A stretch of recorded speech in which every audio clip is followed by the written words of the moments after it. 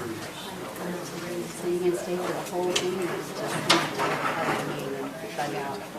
Yeah, different part of the thing.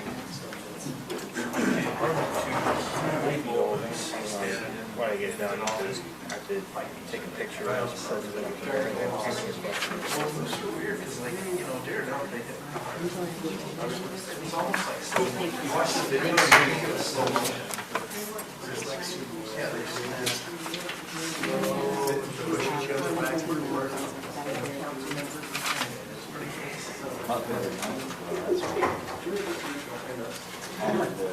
Keep trying to draw, like, look, you just got the wrong genes.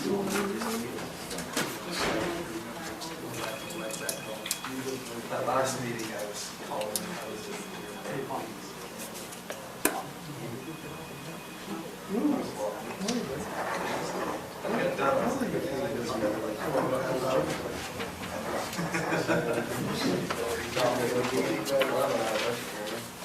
Aaron? Did you say Aaron was here?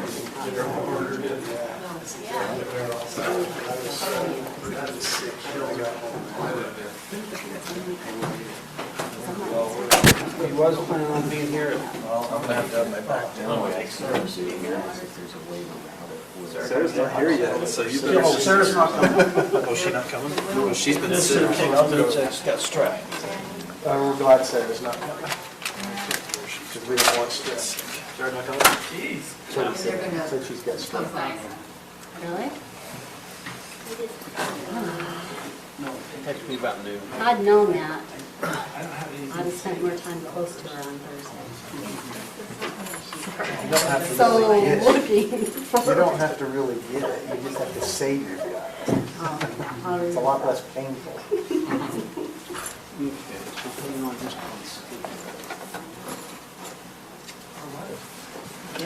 Results.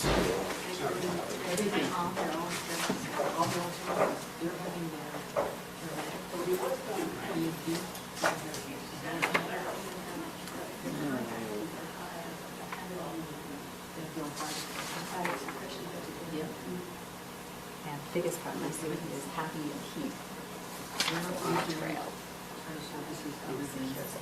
Your recorder, I mean, for others.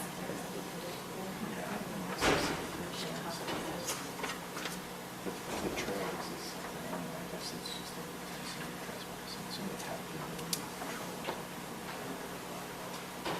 Always what they say is, you don't have access to it now. You don't have those like technology. It's usually where you get come off the ledge. First thing that happens. All right, wait just a second. I'm just walking in, walking up the sidewalk.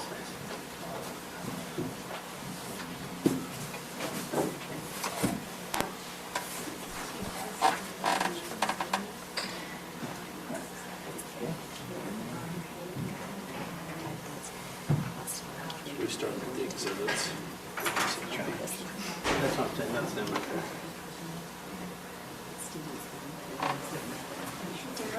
Yeah. Can you think you want to scooching into that? Picking that I'll dress go right over there there? if you want. Unless you want. You can go to the one you wanted before you felt guilty. You have to move. How are you? Good, how are you? Good, thanks. How You were goes it? timing well. I'm not gonna ask any questions because you have a lot to cover today. Yeah, that's what I hear. Your guys are like strategic. We came straight from Pleasant Grove. Really? Yes. So it's like we couldn't have timed it better, I agree. Okay. Just in time to start there. All right. So do you want us to just go? Go. Yes. On your mark and set. All right. So I just wanted to go over the financial statements quickly. So these are for the year ended December 31st, 2018. And we'll focus most of our time on the MD&A because it provides the same information that is throughout. It's just in a dual year presentation. And so you can see, in fact, if you Page you were, want? Starting at page 5, if you were going to read any of this financial statement, I would say focus all of your efforts, or most of your efforts, on pages 5 through 12, and that is because it gives a great synopsis of what happened during the year in relative layman's terms. You don't have to have a great understanding of accounting to know what happened. And so the net position year over year increased approximately $740,000. And that is if you were to look at it as net income during the year. The business type, which is just your garbage fund, it decreased approximately $48,000. During the year, some of the highlighted changes are you had about $1.5 million of impact fees, and you can see that on page 9. You'll see the revenues went from 6.8 million to 8.8 in the governmental activities, and they were a little bit down, but essentially flat in the business type, going from $461,000 to $483,000. The next is the next page. Excuse me. We will go to page 11, and this is just year over year of the capital assets or the fixed assets that the county had. Outside of depreciation expense, not a lot of change happened. You did acquire new leases for your sheriff vehicles, a new ambulance, and a new snowplow. And then we will quickly go into the body of the financial statements. And you can see on page 18, this is the on the fund financial statements for the governmental funds. You'll see the approximately $8.8 million on that first third on the right-hand side. Most of that revenue came from your general fund, or your general operations. And of that, most of that came from property taxes, or taxes in general, of $4.8 million. The Treasury agency funds, and we will go to those. I'm sorry, I'm trying to be as fast as I possibly can. You can slow down a little bit. Okay. Okay.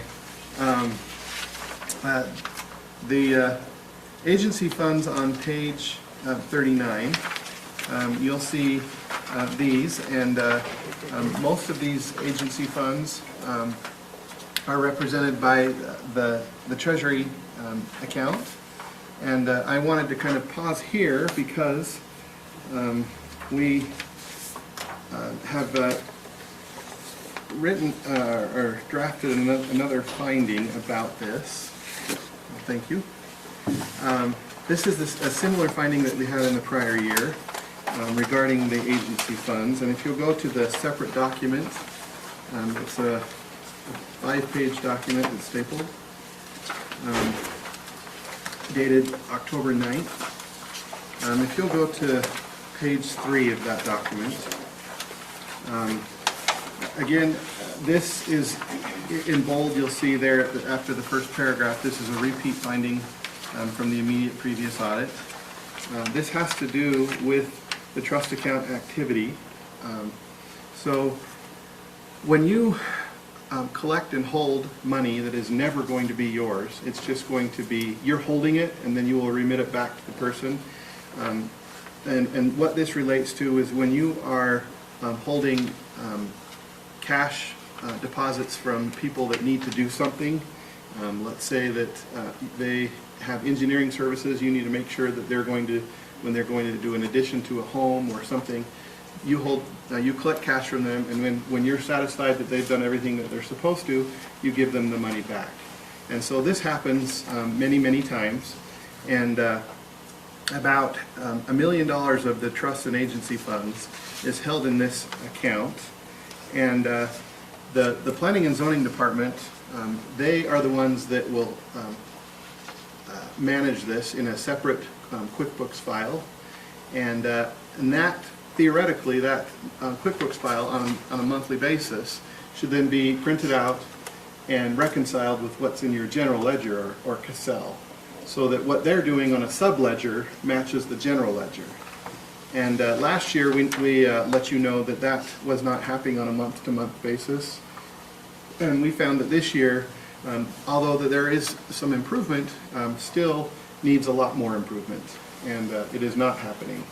And so we feel... So it is happening or it's not? It's not happening, but there's been some investigation and work and cleanup. So Sean here spent almost his entire time on the audit on just these accounts. And so we wanted to make sure that everything that was in that QuickBooks file is everything that was supposed to be in there. There wasn't anything that was dormant or stale. If it said that you owed somebody $1,000, we wanted to make sure that that's truly the case. And sometimes, some of the older ones especially, it was really hard to know if that was truly a debt that was owed to be repaid from the county. And so Bailey in the planning department is doing a good job in trying to investigate these things. But still, we believe that a monthly reconciliation it is not happening. In the QuickBooks? So QuickBooks would be considered your sub-ledger. Yes. That's the detail. So And then you where's want to the match reconciliation not happening? In QuickBooks or QuickBooks in to our Cassell. accounting software? So you want to make sure that what's in QuickBooks is also represented in Cassell, and they're not. Okay. What's not getting done, QuickBooks or Cassell? We think that the QuickBooks is not 100% done, and so we also believe that new stuff doesn't get properly reconciled and entered into the general ledger. So it's old stuff and new stuff at the same time. And so the best thing to happen is every single month a report is printed out, and let's say that, for instance, $20,000 was collected. Then that would be sent over and said, okay, here is the $20,000 we collected, and here's who we owe, and when we owe it, or what the project is, and then they would make an adjustment into Cassell so that it matches what Bailey has at the planning department. Okay, so Bailey's doing the QuickBooks side, who does the other side? It would be Stacy and her department. Okay, so you're not getting those done then? Well, they're not. It's not. One is and one isn't. They're both. They're both not. They're both not. Neither one of them are getting done. Right. It's not. It's. So what I'm saying is, it should happen like at the same time every month. A report should be printed out, and there should be some sort of indication from the planning department that we've verified all of this and we're good with this. We give it to them, and then they say, all right, we're going to put all this into Cassell, and then it gets filed away. So what you're saying is, I'm just trying to make sure I understand, because it's a repeat finding. So the investigation on the past ones is being done, but Yes. the new reconciliations from QuickBooks to Cassell are not being done. Yeah, correct. And we think that the latter part's easy. So once once all the new stuff is entered into QuickBooks, that can be printed off. And then as time is taken to investigate the old stuff, we need to either write off what we can't really prove, that's been there for years and years and years, and you're not absolutely certain on, and then we should just start writing those off and getting rid of those. It's like Kelly Wright, when Kelly Wright came back in years later, and then we owed him interest on it. Do you remember that one? Yeah, vaguely. Yeah, so there's a whole bunch of those that are out there, but because cash is in one department and the transaction is being recorded in the other, it's the reconciliation of. Right. Well, that's what I'm saying, or it's a repeat finding. I want to know, is anybody making an effort to do this? And you're saying We it's do not. think that there is an effort, but there needs to be a more consistent effort to get it completely fixed. A lot more time. Because there's a lot of stuff in there. How many accounts would you say is represented in that? I mean, 30 to 50. Is that the one we just talked about, that one in there? yes. Oh, so it's like 30, 40 of them in there. Yeah, it It's is. like a bond, it's like a $1,500 bond. Yeah. Right. Yeah, I knew that's what they were. And so, Some and of them then, are pretty old. because theoretically what should happen is we go there during audit and say, hey, can can we get a listing of all the bonds that you're holding? And then from that, we'd select a sample, and then you would print out the detail and say, on this date, we collected this, and on this date, we remitted it back. Or they still haven't satisfied the requirement, so we're still holding it. And we can see all this evidence. But when we go and do that, they're like, well, we really don't have any support for this, and we don't know, and so it leaves that's us the to think. historical ones, Yeah, right? historical Yeah. ones. And it leaves us to think, okay, so what else is on there that shouldn't be? Or is this too small? Are there things that should be there that aren't? And so because we don't know that, because of the record keeping and the lack of reconciliation, And we know that that's a multi-year thing that took place. That didn't just add up over No. last year. That's Correct. something that's been No. going on. that's been going on. My concern is with the new stuff coming in, if that's being done properly, and that's what you're saying, it's not being done. Because we understand those old accounts, those are gonna take time to reconcile and get cleaned out. Right. But everything coming in day to day right now should be getting taken care of, and you're saying that's not happening. Right, I would say that to create a policy that would say, like, on the 5th of every month, a report for the prior month should be reconciled, and there should be evidence that they've been able to support everything that they collected that prior month, and then give it to the, Stacy's department and have them enter it in. It shouldn't just be a simple, here's this report. Stacy needs to look at that and say, okay, I feel like this is good, that there's evidence for everything that has been collected, and then she answers it and then files it away. And if you were to make a policy where it's consistent, so everybody just knows on whatever day, I'm gonna get the report for the prior month, much like a bank reconciliation is happening. And so, This is so, Can we, Okay, so question, uh-huh, Mike, I have a question for Lance, if he's willing to talk, and if you're willing to allow me to ask Lance a question. maybe. Okay. Lance, can you tell me in your office how you guys are addressing the new accounts as they come in? We are, they're coming in, they're being put in the proper, the various accounts that we get to receive the money in. We use the outside QuickBooks for billing and monitoring it that way. And then we reconcile it, try to reconcile and send those back to the Cassell system to be corrected and modified based on that. So it's in that system as well. And I know you've reported before that Bailey's chipping away at those old ones, but then we're talking about the new stuff coming in, it is going through the Does she system. need more time, more training? What, I'm How not can we sure address what, it is my understanding that we are doing it as best we can. I think it's, the backlog is keeping them from being reconciled, so we are not, The historical ones. well, yeah, but I mean, But the new ones are getting pushed through right as you're, well, I don't know if I can say that 100% it is Okay. being pushed through immediately and. well, and on a he's saying monthly once a basis. month. So I don't know if the necessarily issue daily. That's is not what I- necessarily like in the QuickBooks side as it is with the new stuff. Getting into QuickBooks fine, just never making its way into Cassell, and those two agreeing. So even with the new accounts, I don't know if the information is necessarily wrong in QuickBooks. It's just when we get a printout, when we get a balance in Cassell, in Cassell, when we go to the subledger, which is QuickBooks for the detail, it doesn't agree. And so I don't know if the problem's there or if it's just not getting to Cassell. So with the new Stacy, stuff. in your office, what, in this process, how's this process being handled in your office? So the only thing that's making it to my office right now is the backlog corrections from the old stuff. The new stuff's So- not coming through? I think there's probably a misunderstanding of steps. When somebody comes in and pays money, they don't come to me. They deposit it in the treasurer's Right. office. So it's making it straight to Cassell, but it's being accounted for over here. So, help me. right, so if you set up an account for let's say he comes in, makes a cash deposit of $1,500. For my bond. Your bond, you'll go in and you'll pay it to Bonnie's department. Correct. Bonnie gets a receipt and then takes it and you'll enter it in there as a cash receipt. But however, what is not being reconciled is the liability. So the cash is making it in. We have no problem that what's being collected is in the bank and it's protected and all is well. What we're saying is when we say, who do you owe, a detailed ledger on that, that's where the. It's being kept over here in, Right. in their So, their yeah, the accounting liability system. it's not being It's just reconciled not back into back over Excel. to our accounting system. Right.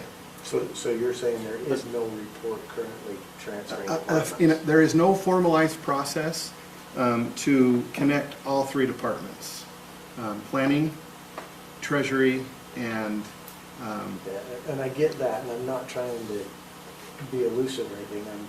right, There's no informal or formal process. correct.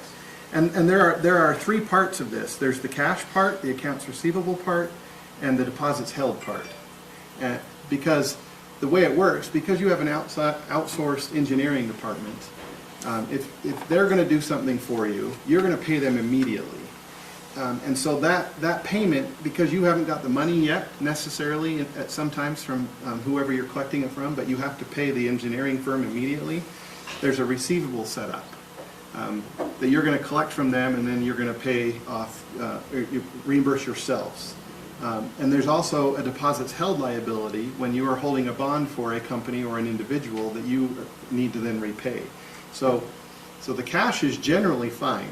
It's the receivable and the payable where the reconciliation process. There is not a process to connect all three of those in a formalized way.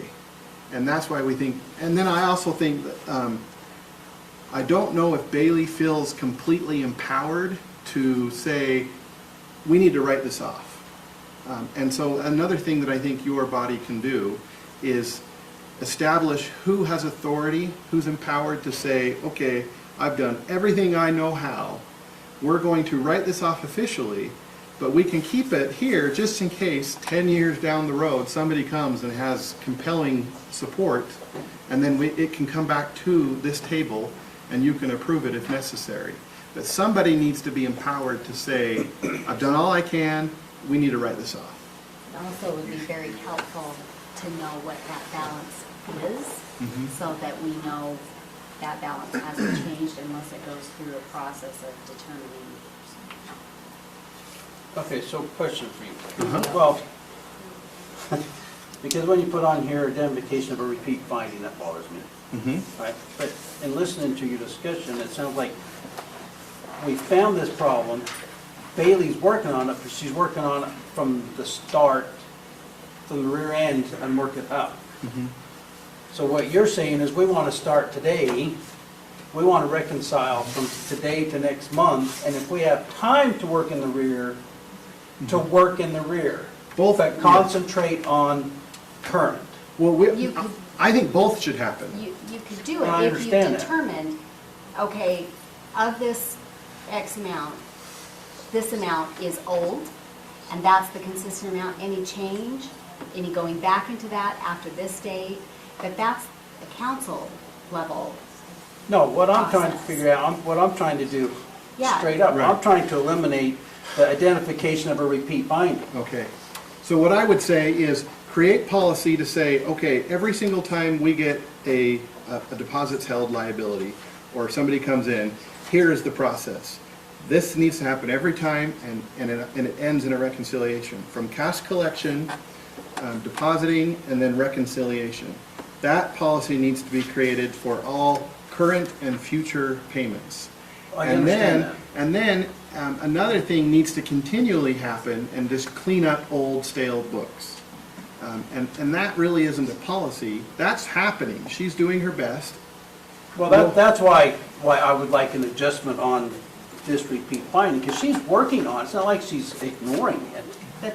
But the policy, the policy has not been in effect to say every single month what's been received by the Treasury Department and entered in by the Planning Department isn't being reconciled with the general ledger. And that's what's repeating. The finding's accurate. We have to accept the finding. It's accurate. That- I don't think that's what Do you it's have a saying. sample policy? we can definitely help you create one. That would be fine. I think we need help creating the policy. Yeah. Like it's subjective and present it to the council and we make the, establish the policy so that the staff has the direction that they need to do. I'd like to see the Okay, so direction on that- the line of Okay. Yep. at what point can we determine we won't know? And so as of this day, everything we should be clear and Uh-huh. reconciled from this day forward. Right, This day back, we're going to continue to work on at what point right. is it, And that's when I think that you guys need to give empowerment to someone, whether that's Lance, whether that's Bailey, whether that's Stacy. Somebody needs to be empowered to say, at this point, we need to take these off the books. And then you can deal on a case-by-case basis of those that come back to life and they have support that you may owe them. Lance, you owe me $1,500. That all makes sense. That's all you. I think to clear up what the chair's saying, Uh-huh. was the finding last year that there wasn't a policy or that it wasn't happening? Last year, there was not a policy and it wasn't But happening. what was the finding? The finding was that it's not being reconciled. QuickBooks, Planning Department, the books held by the Planning Department and the books held by Stacy's department were not being reconciled. Okay, So that's one finding. So the question that the chair has is Bailey is working on this, so she's addressing that finding. You're Yes. saying it's a repeat finding based on the fact that we didn't create a policy. Correct. So the policy, lack of policy wasn't in your finding, so this isn't a repeat finding. Because The this finding- this I mean, verbiage parts of this is might- largely the same. he said not only did we not create a policy, it's not, the reconciliations aren't happening Okay. still because we, I get all We get that. It's a semantics thing. Right. Okay? Because this is what is published and this is what he wants to make sure is clean up. Am I Yes. saying that right? Yes. So by saying that last year, the finding was the fact that it wasn't happening, the reconciliation did not happen. Right. Okay? This might seem ticky-tacky to most people, but because that's what's published, I'm assuming that's what he's talking about here. So the finding was that the reconciliation wasn't happening. This time you're saying the finding is there's not a policy. I'm still, But the reconciliation is still starting, but not the way you think it should happen. Not So to I the don't have- speed in I which don't you have a want. problem with this finding, that it's still, we're only doing the past ones, we're not working on the current ones. Right. That's a legitimate finding, we need to address it. What he's saying is, it can't be a repeat if the repeat was not a policy issue, if that's what the finding is, if that's part of the finding here. She's working on it, just not the way you think we should. So I think to satisfy what he's saying, the finding should be that we're still not meeting the needs of, or even, We're not reconciling Yeah. because there's no policy. so is your concern that we're not doing it, or your concern is that it says we're not doing it? Because we're not doing it. nobody's even questioning. so let me just read the actual condition. The second paragraph, everything else is why it happened and what we recommend to change. So I'll just read. We noted that the trust account activity as maintained by the planning department in a QuickBooks file did not always agree to the county's general ledger, especially on a monthly basis.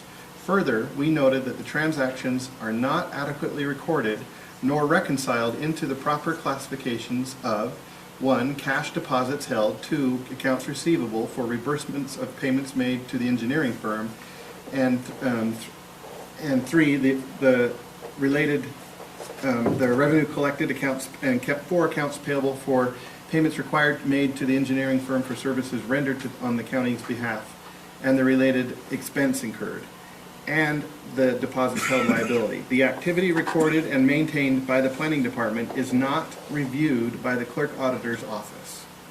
That finding, as stated, didn't happen as stated last year, and it doesn't happen this year as stated. So what he's saying is that, okay, this is the finding. The finding is not the policy, it's the recommendation. Yeah, the Okay? recommendation is the recommendation is that a policy. policy get created. the finding is, he's saying it's the same finding as last year, it's still not happening the way it's supposed to happen. So this was the same recommendation last year? I Okay, tweaked 'cause it. that's why we wasn't on the same page. Okay. Yeah, That's and the- I apologize for that. And I tweaked this slightly, adding 2 or 3 words just to make it Oh, then it's. flow not the better. same. Eh? And so, I'm just looking to get rid of the repeat part. right. I don't want to remove that. I feel confident that it is a repeat finding. In fact, this repeat finding was there last year because it was there with the prior auditors. This has been going on. So I feel like there needs to be something done to fix this, and that something hasn't been done yet. And I'm happy to help you through it by drafting a policy that can be approved.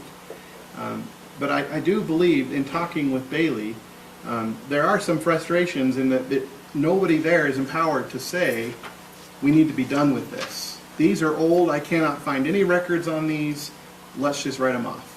If she had that ability, I think the cleanup would happen faster.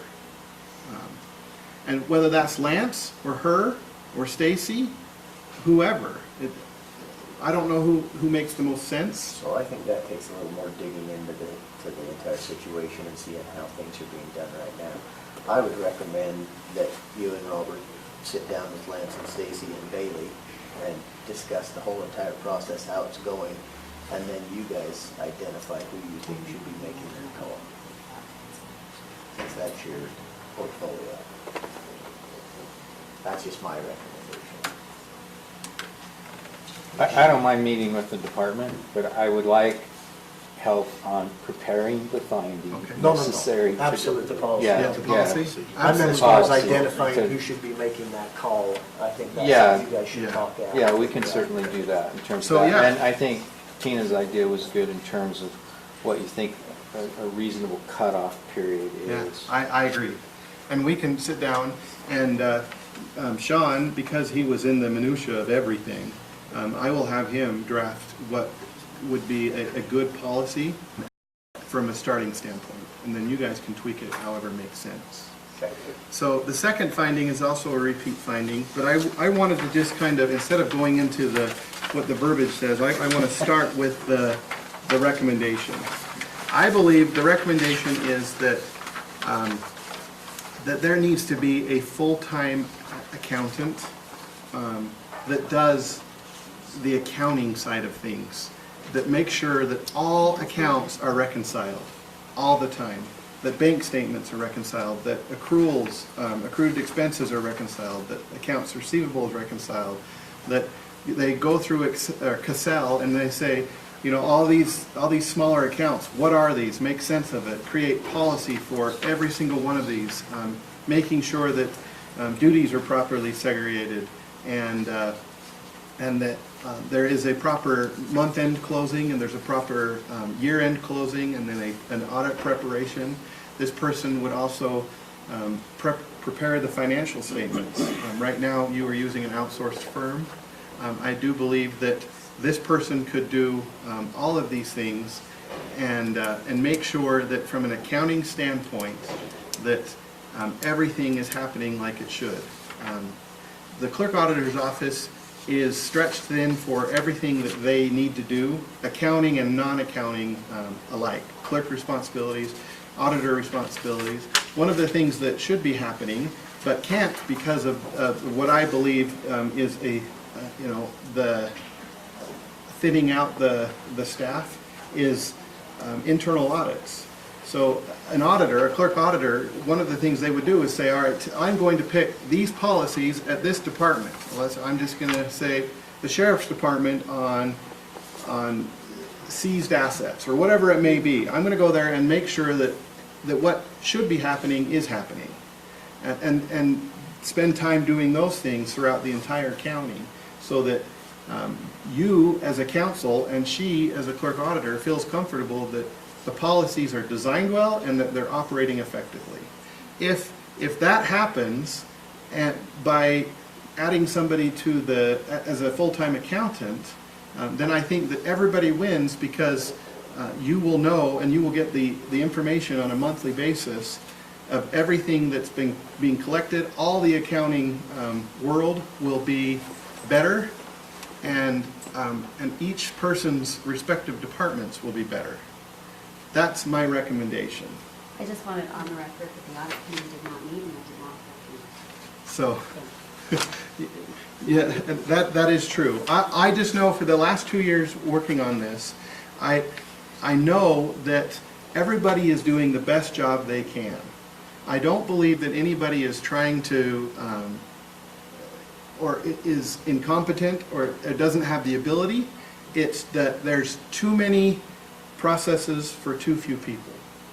And how you deal with this recommendation is your purview, not mine.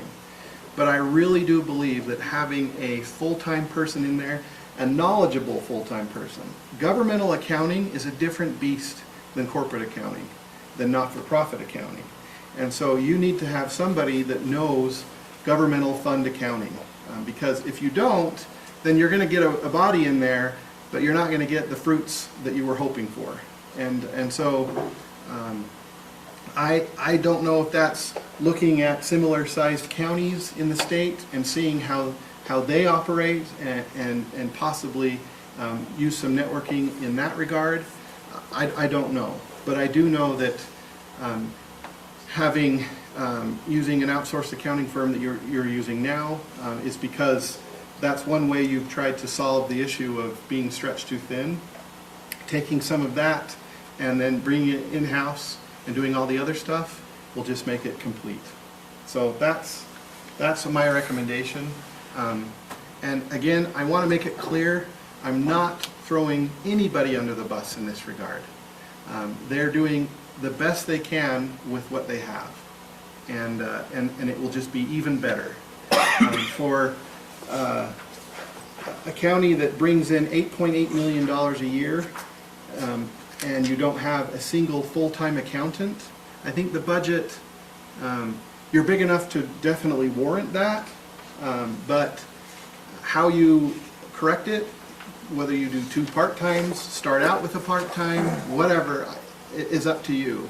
But more than just outsourcing to an accounting firm. Yes, because when we look at what the outsourced accounting firm is doing, it's not day-to-day operations. It's not the month-end reconciliations. Most of it, and you can correct me if I'm wrong, is preparation of the financial statements and being a liaison with us to answer questions regarding the financial statement and some of the year-end audit stuff.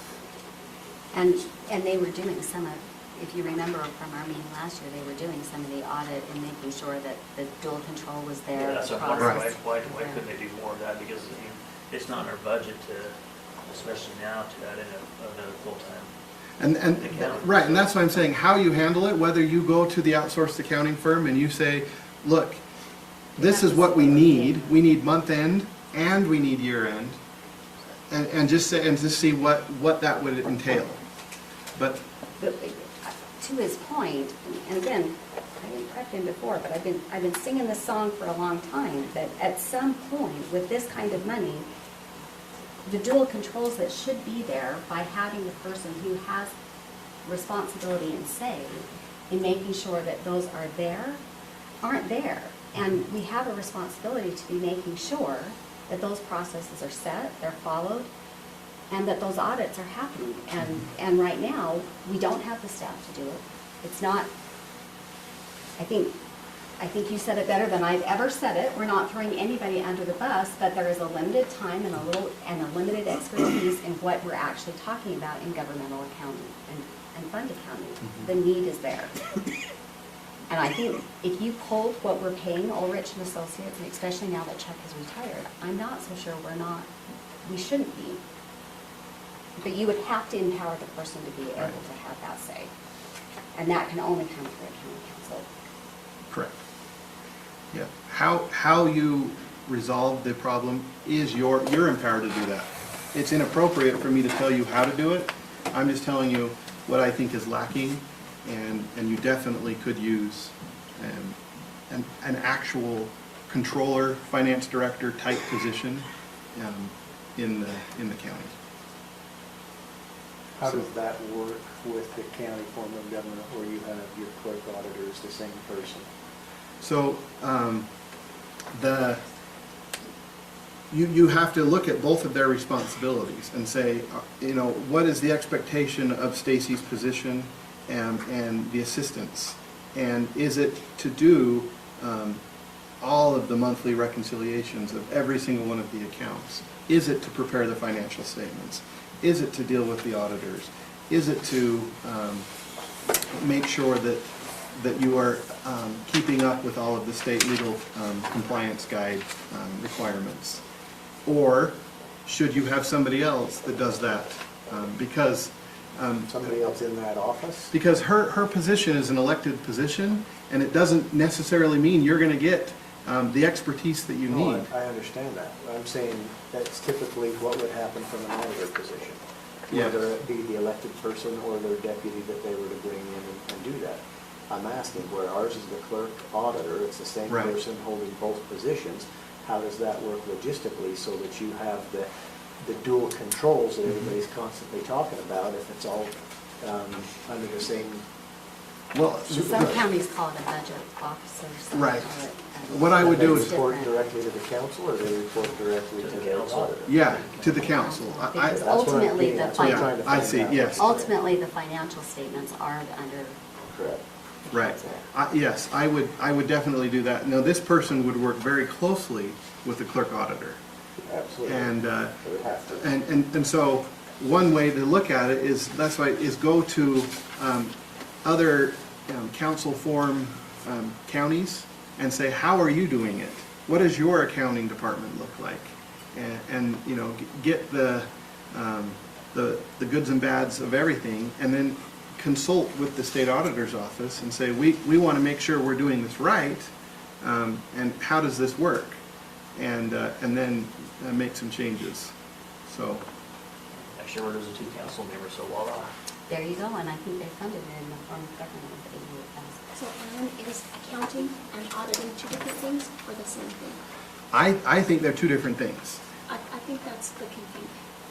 That's the frustration that I feel is that there's not a separation of the two. And where I get most frustrated that I'm not the elected auditor, clerk, I'm the catch-all, I'm the everything. And so, We are large enough, we can separate it out at Yeah. this point. Well- You are large enough. Yeah, and I really do feel like that, so that you can ensure that you have the accounting expertise, it needs to be a hired position, and not leave it up to the ballot. Because if Stacy ever decided that she didn't want to run again, and you get somebody that has 0 accounting experience but is elected in that type of position, then what? You have somebody with no experience at all in clerk auditing or accounting. This was Kendra Seeley's bill that she was running in the legislature last season. And so, yeah, that's why I feel like it needs to be a guarantee that you're always going to have an accounting function, and an accountant. And the only way to do that is by hiring. or to the auditing and accounting side, if what you're looking for is more of an auditing and policy type person, it's difficult for me to bring up a policy issue or an auditing issue and then be expected to account it or be the financial side of it. I bring up many issues that I see on the accounting side and present them as a policy issue or an accounting issue, but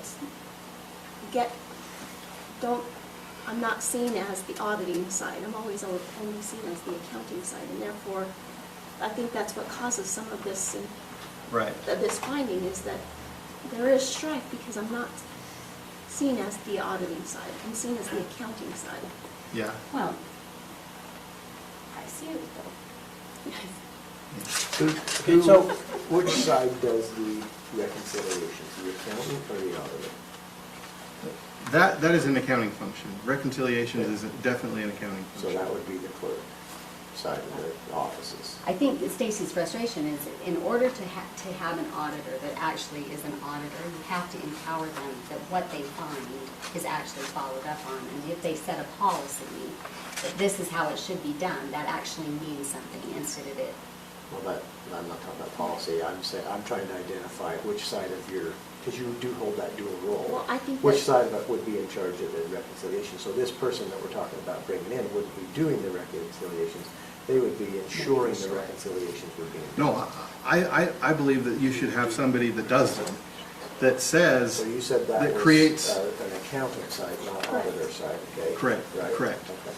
and so, It's not a clerk side. Your So clerk what- is your election person. the best thing to Your do, I management think, is person, to, Not accounting.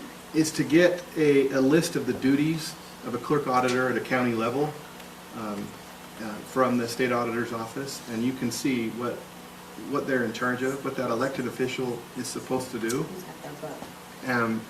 And you will find that what I'm recommending, making sure the bank reconciliations are reconciled, making sure that accruals are properly determined, making sure that accounts payable is paid out when it needs to, and that vendor creation is happening in an appropriate manner, and that those who sign checks are empowered at the levels that they need to be. All of these things. Periods are closed, all of them. Yes, period, yes. Journal entries, And I'm assuming by reviewing. you making these comments that you've read those duties and you're Um, insinuating. I have read the duties. Am I an expert on exactly what they do? No, because I do know that they expand and shrink based on the size of the county. What's going to work for Salt Lake County is not going to work for Duchesne County. Yeah, absolutely. That kind of thing. And so that's why I think that sitting down and saying, okay, what is the realistic expectation of Stacy's position, and what do we need from an accountant to make sure that both of them are happening? So in your combined 40 to 50 years of experience, 60 years, whatever it is, have you ever seen the county where they've had a standalone accountant that does this, or has it always been the clerk's responsibility to do the accounting side of things, the billing and all that you do? I think that there are counties that have. No. accountants. you- We don't, in no. Morgan In- County. in Morgan Have you County, ever no. seen that happen in Morgan? Not So in as Morgan, long not in as Morgan. your history goes back, it's always been under the clerk's say. Yeah. But this is a constant discussion at USAC, because there is a balance in the county form of government where your executive functions are split between all of the elected officials. But ultimately, the responsibility of the financial statements rests with the executive in the council, or in a commission form, it would be, which is what we've been acting like. This is part of the problem and the pushback over, ultimately, it is this body that's responsible for the financial statements and that things are happening correctly. So now my next question is, if this person is doing these accountings, this person is doing these reconciliations, where's the second set of eyes that's ensuring that this person is doing that? And see, and that's the beauty on dual controls. If somebody's preparing a reconciliation, then it goes to Stacy or even Bonnie when appropriate, and they can be the one that says, yes, I believe that this has been done appropriately. I've tied this report to the Casella account that it needs to tie to. They initial it, they date it, done. It's not the Well- council, it's what, if there is a Yes.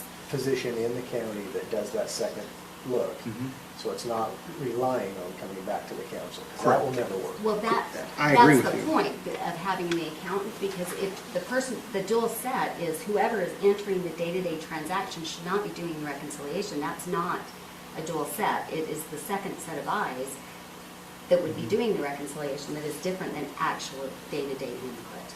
That's the part that has never been there, is the second set. And I think this is where you and I are getting crossways when we talk about things like payroll. It's very hard for me to do it and reconcile it. I should not be doing that. That is not part of being an auditor.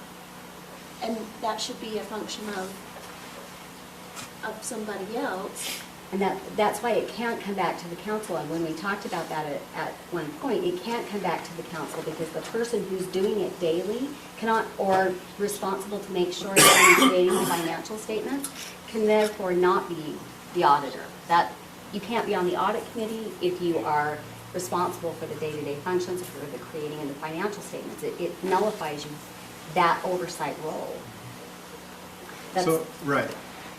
For instance, what she's saying, I'll just give an example. When you're paying a check, the duties that should be separate is whoever creates the vendor should not be able to be the person who prepares the check, who should not be the person who signs the check and mails the check. If you This have, is obviously a government example. so if you. In the real world, we have to do it all. Right, but But it's your money in the real world. When you hear about any embezzlement at any level, it's when somebody does more than one of those things. Because if I have the ability to create a vendor and produce a check, then I just create a dummy vendor, make it for a small amount that's going to be under everyone's radar, make that consistent, build it up over time, and then all of a sudden, 20 years later, you've got to show all the Queen's horses, and you got $20 million that this woman took out of a 56. small county or a small municipality in Illinois, because she had control over way too much, and she made. Not all frauds are going to have peaks and valleys. If you start small and build up, then it's not a peak and a valley. And so that's the problem, is that if you don't properly segregate these duties, you run into a situation where you're going to give somebody the opportunity to commit fraud. To buy racehorses. Yes. And you don't, 56 million over 20 yeah, years. yeah, and you I don't want see to do that. It's And amazing. It is, It it was is. unbelievable what she did. Okay, so then what's the purpose of, Same size area. because we get a check edit list Mhm, every week of all the checks that's been produced. mhm. All right, so Stacy's office prepares them, they send them to the council, we review them, 4 signatures, they're sent to Bonnie, she sends the check, Right. okay? So I'm confused, you're sitting here talking about dual control, well, Stacy's looked at it, we've looked at it, and Bonnie's looked at it. Correct.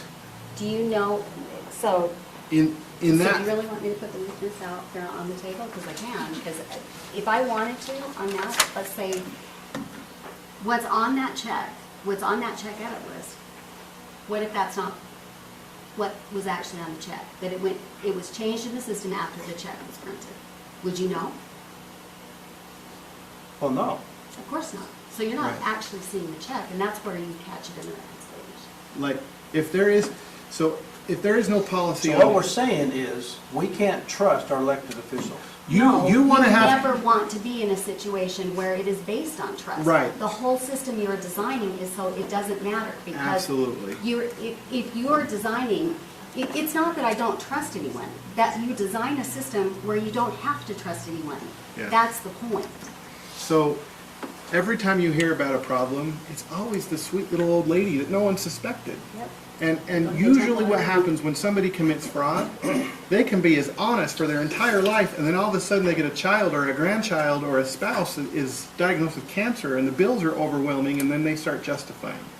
And if you give them an opportunity to satisfy that justification, and that opportunity is through the not having dual controls or segregation of duties, and not having approved policies and procedures, you create opportunity to satisfy the justification or the rationalization in the fraud triangle. So if we hire an accountant, then we don't have to check edit lists. You do, because ultimately, that's still your responsibility as the council. You have to approve every single expenditure going out, and you But have to like budget Tina every said, I'm revenue not coming guaranteed in. that that's what's going down.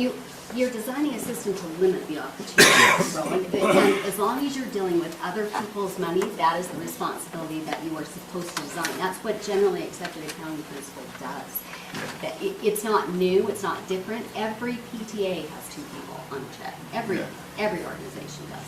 You can't make this stuff up. No. And the sad thing is even recently, there's been a local government in the state of Utah that is dealing with embezzlement. And it's sad. We've dealt with it. We've dealt And- with it in this entity. We And so, and it's not just embezzlement. And there's nothing that I am looking at that I'm even suspecting that there's being a problem.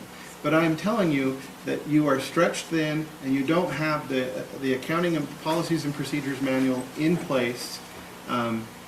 to protect both employees and the county at the same time. And so if you were to make some changes, that can be better. There is no way you can protect 100% against all problems. Okay, so we need to create a policy. So, We need to create a policy on the other issue, and then we need to consider either vis-a-vis outsourcing or hiring of an accountant right. directly by the county to do the Correct. accounting function. And if you want us to help with that too, we can provide you the statute list of responsibilities that a clerk auditor has, and I can show you what is not included in the role of an accountant, so that you can see why you would need both.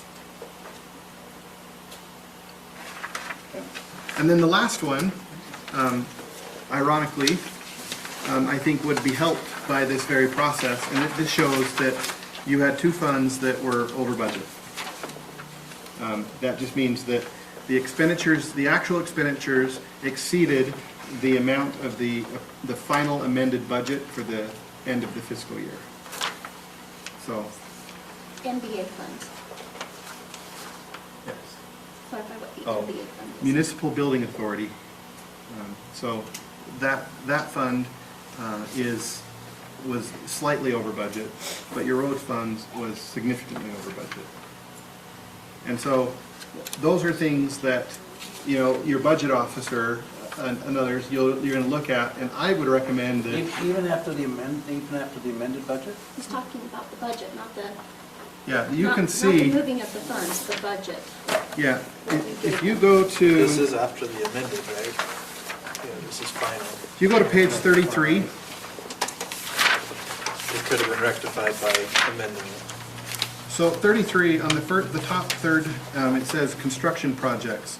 Your original and amended budgets were the same, 505,000. You had 1,096,000 in actual expenditures.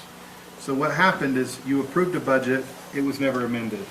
I would make sure that in your November or December council meeting, that you always have a budget portion to make sure that you have amendments. And I would do it more frequently than that, but at least that, so that you can make sure, are we spending more than we think we're spending?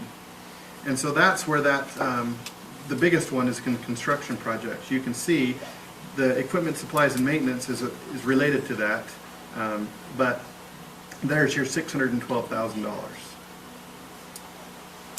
I would have thought that we would have amended that budget to reflect that. Absolutely. In fact, I'm trying to figure out where it didn't happen And- in case we knew exactly where we were at with those. And these financial statements, the budget to actual, is not the numbers that this is from the outsourced accounting firm.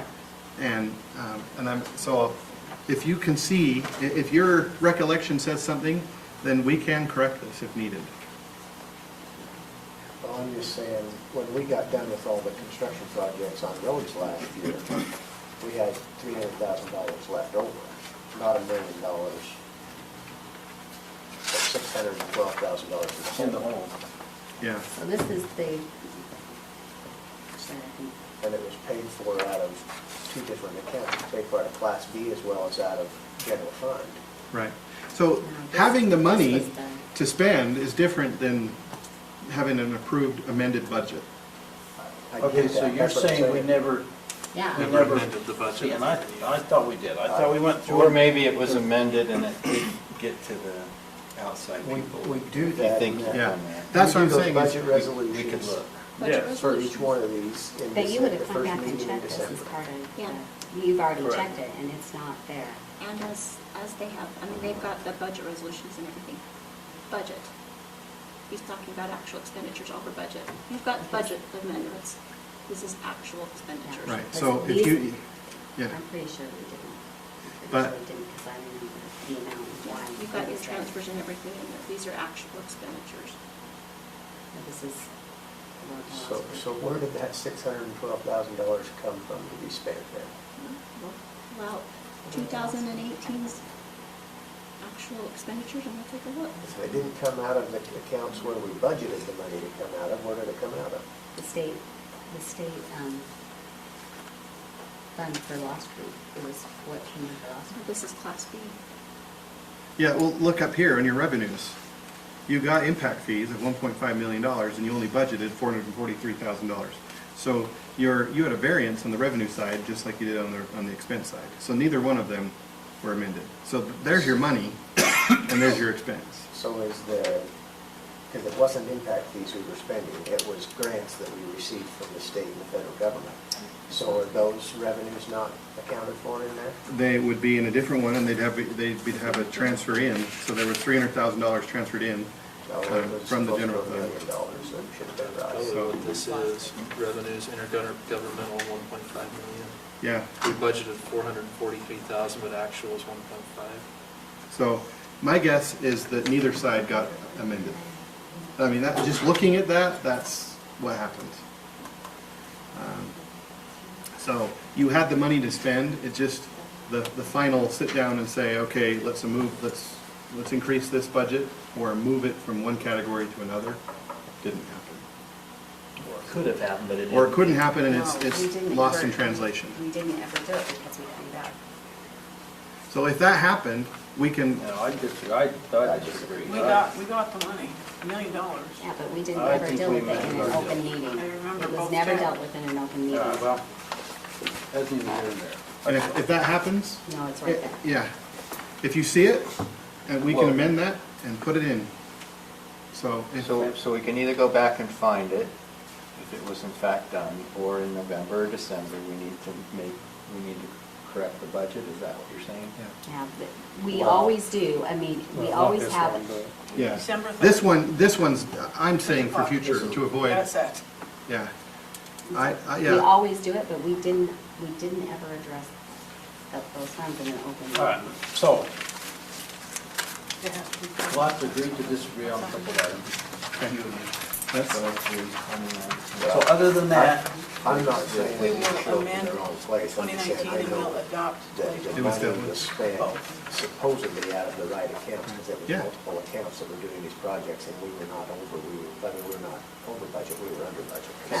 so. That's never been the question. So The question after is whether or not our you do overall it as audit, a budget amendment. these are- in an open meeting. That- These are the findings, the issues that we have to address. yes, that we believe are, that you should address before immediately, but most definitely before the next audit. Okay. Which is in 2 So, and we are happy to help when. Yeah, because we're where and under when possible. 2019. Okay, but to answer, to satisfy the state, Mhm. we gotta put an answer to Yes. each one of these. Yes, Okay? yes. Right. How we're addressing it. A corrective action plan is the technical term. Okay. So we'll go Can I correct that. disagree, be one of them? If you can support that by saying, You in a did. council meeting on this Yeah. date, we approved it and it should have been amended, but if that's the case, we would just call Ulrich, have them put in the right number, and it'll be done. So if you see Got it. that, by all means, I'm happy to change that. The first issue, you can help us write a policy. Uh-huh. The second issue, we need to work with our council to determine what kind of position or outsource Right. How you want to satisfy that need. have Yes. that need. And the third issue was, I guess That's to be determined. So that is a- Mhm. So. so 3 issues we need to work.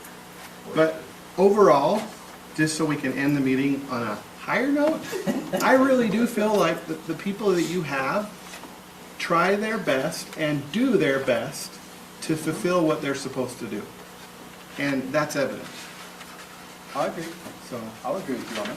and everybody should be commended in that regard. I'm just saying that there is a need that I think that can be satisfied. Okay. So, And I appreciate you bringing it forward. you're welcome. So, a quick question, how do we get these findings earlier next year? We have to start, so we're not waiting until October. Should we? So when we first arrived in Field, I sent an email to the audit committee saying I'd like to meet. We're here all week, let us know. Didn't get a response. I don't want to throw anyone under the bus, but I'm saying knowing that last year it didn't happen and I felt like I had some culpability in that, I wanted to rectify that. It didn't happen this year. So what I would say is Was that when you was in here? Yeah. Okay. I came in and saw you, but Yeah. that was the month, so that was, you were traveling. I think you were in was traveling. Spain. I went to Spain. Yeah. Great country, by It the way. was a great trip. So I'm just saying that I would love to meet, and we don't have to meet at audit time. If we want to set a time when it's like your lowest stress and highest availability, I'm happy to come then. Well, it sounds like that'd be earlier just to get a policy. Yeah. Help us stay. So- Well, we've got to come up with something. Okay, so when do we have to have Here. these addressed? I would say that you should, once you were satisfied of the last one, In our next meeting. then you should address them in your next meeting instead. Yeah. But I would make sure that you're comfortable, because in my history, I can tell you, when I give you a finding that nobody is on board with, it goes nowhere. So if you don't believe that over budget is an issue, please tell me I'm wrong. I would love it. So I have no problem with fixing this. Okay. So once you're satisfied with that last one, then you need to write a corrective action plan on how you're going to satisfy it. So, Got it. Our next regular meeting, we have a special meeting, I think, scheduled for the 30th. Well, and then the November one is election day. Election night. No, we moved that one. That is We moved that one to the 30th. 30th, that's right. Well, then it's the Well, regular. that one on yeah, I was just saying, it's amazing how many official council meetings are on election. Yes, like, yes, and we all have our problems, but I don't believe that outside of those, there are things to be seriously concerned about. Okay. So, These are to keep us from having bigger problems. All right. yes. Yeah. So, and you can, at any time throughout the year, you can call me up and you can say, hey, can I bounce this off you? I would prefer that, because that helps me. All right. Thank you. You're welcome, and I'm sorry to have taken more time than you probably wanted me. Much for being quick. Good luck, and I hope you get home before midnight. It will never happen. I put paper copies of the Wasatch Peak stuff under here if you want to function off paper rather than on laptops. Yes, I,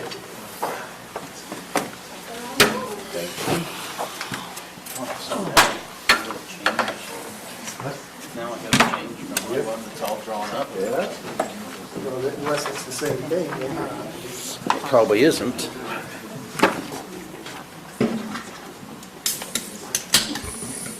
there we go.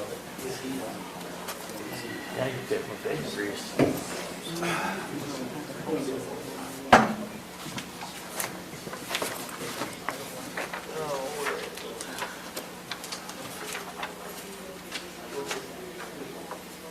I don't want to clean a copy. I want So what's the difference? So this is just the development. And the other one's This just like exhibits. I want your brain cell. All right, so we're starting with the We're starting with exhibits, right?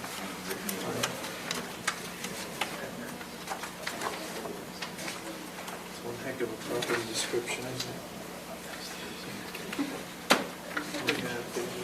Are you ready for us? Yep, are you ready? We're ready.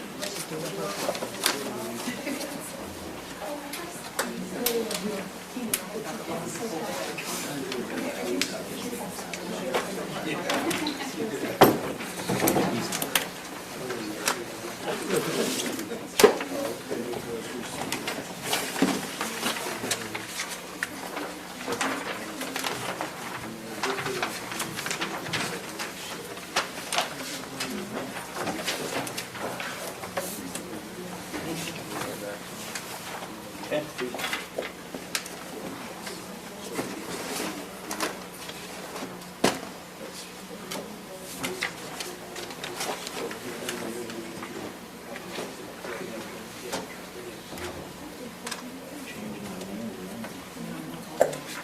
Correcting it.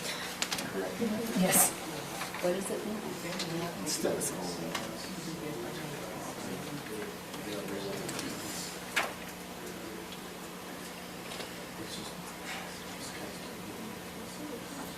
Good trip so far? So Here far. today? I got here yesterday. Now it's super simple. Landed early. she could tour more than Because you haven't seen enough of it. 15 minutes. Oh, good, because I've been calling you. Thanks for correcting it, something that was already using.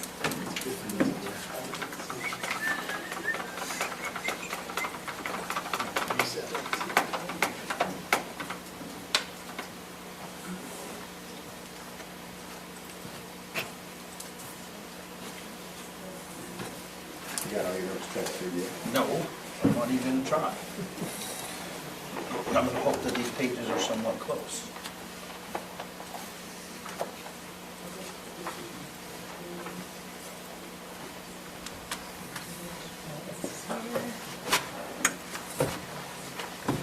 Howdy. How are you? Good evening. So I've looked at the modifications to the development agreement proposed on October 8th. I think they're consistent with our discussions. So I only have one additional change, and I know we've had a few other minor Yeah. changes that I wanted to talk about. In 4.2.4, this is our 25% increase. Yes. And the one that says development areas APE increased by 25%, provided the total RUs never exceed 750 per APE. Yes. It should say total RUs for the project never exceed. Okay. You can't put Right. 750 in APE. I know that wasn't your intent, but Provided the total RDUs for the project. Never, okay, got it.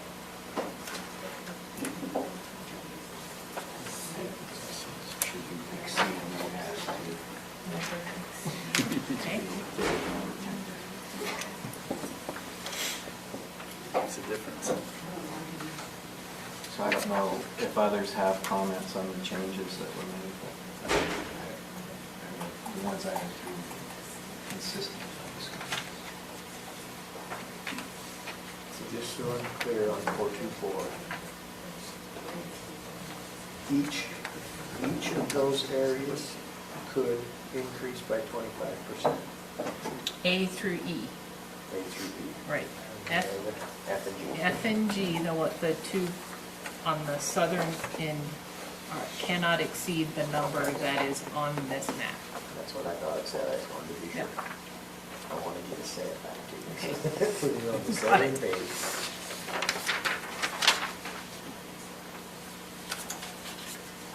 So we did have a couple of additional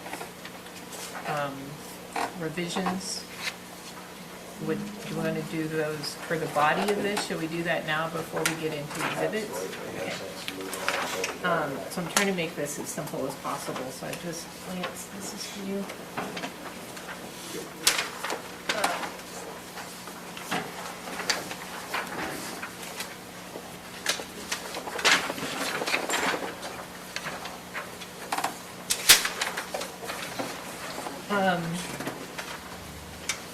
So and I just extracted these out because I thought it would be the easiest way to get through this. So one is on the footnote to 4.2.3, and the items in blue are the ones that we're requesting to add. So residential dwelling unit, a building or portion thereof containing one or more rooms and one or more kitchens serving that dwelling, and including areas living in something.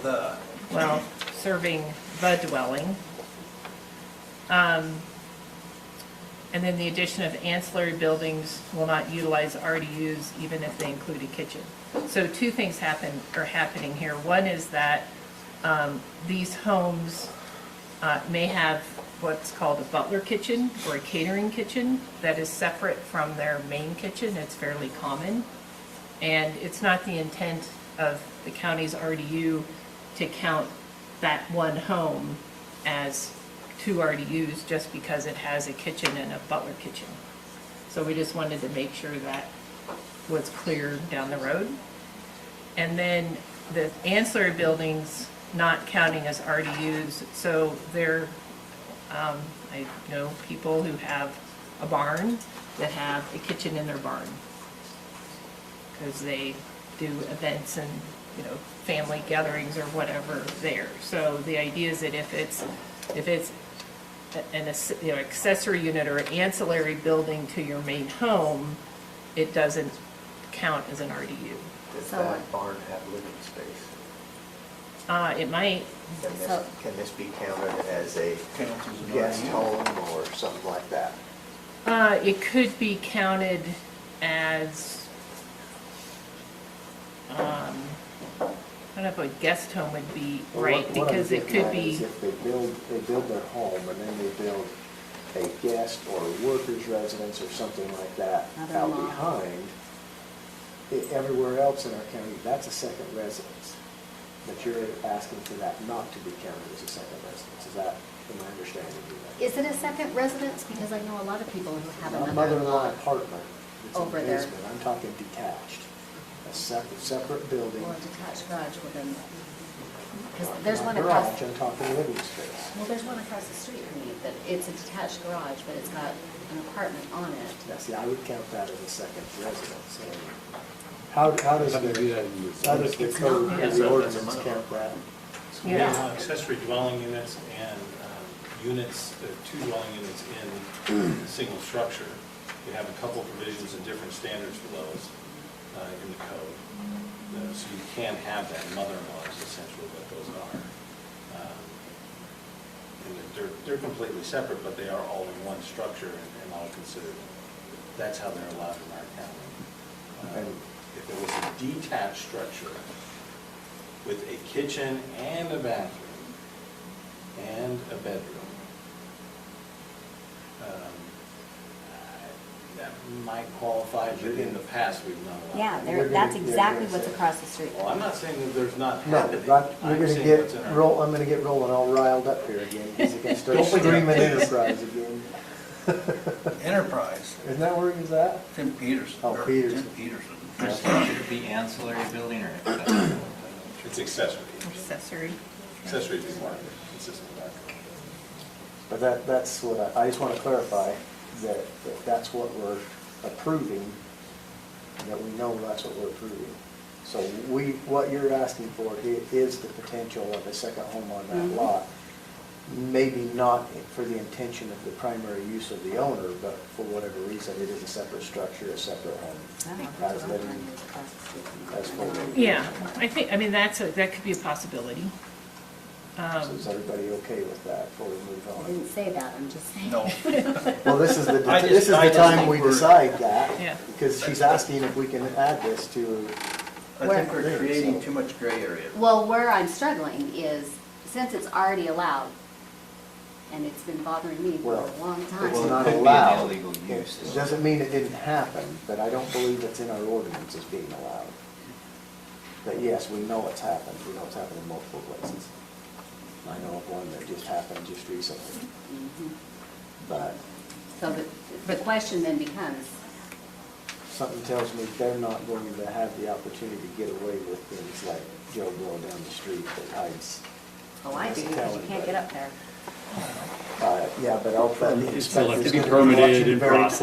closely. If Yeah. they put in bathrooms and showers and bedrooms and Yeah, kitchens in the barn, I heard M16 at the gate, I'm not. so, I don't mind the accessory building, I don't mind the kitchen, but if it's not intended to include, become an accessory structure or a second guest home, then we have to have something that says provided that the accessory building does not include additional bedrooms or.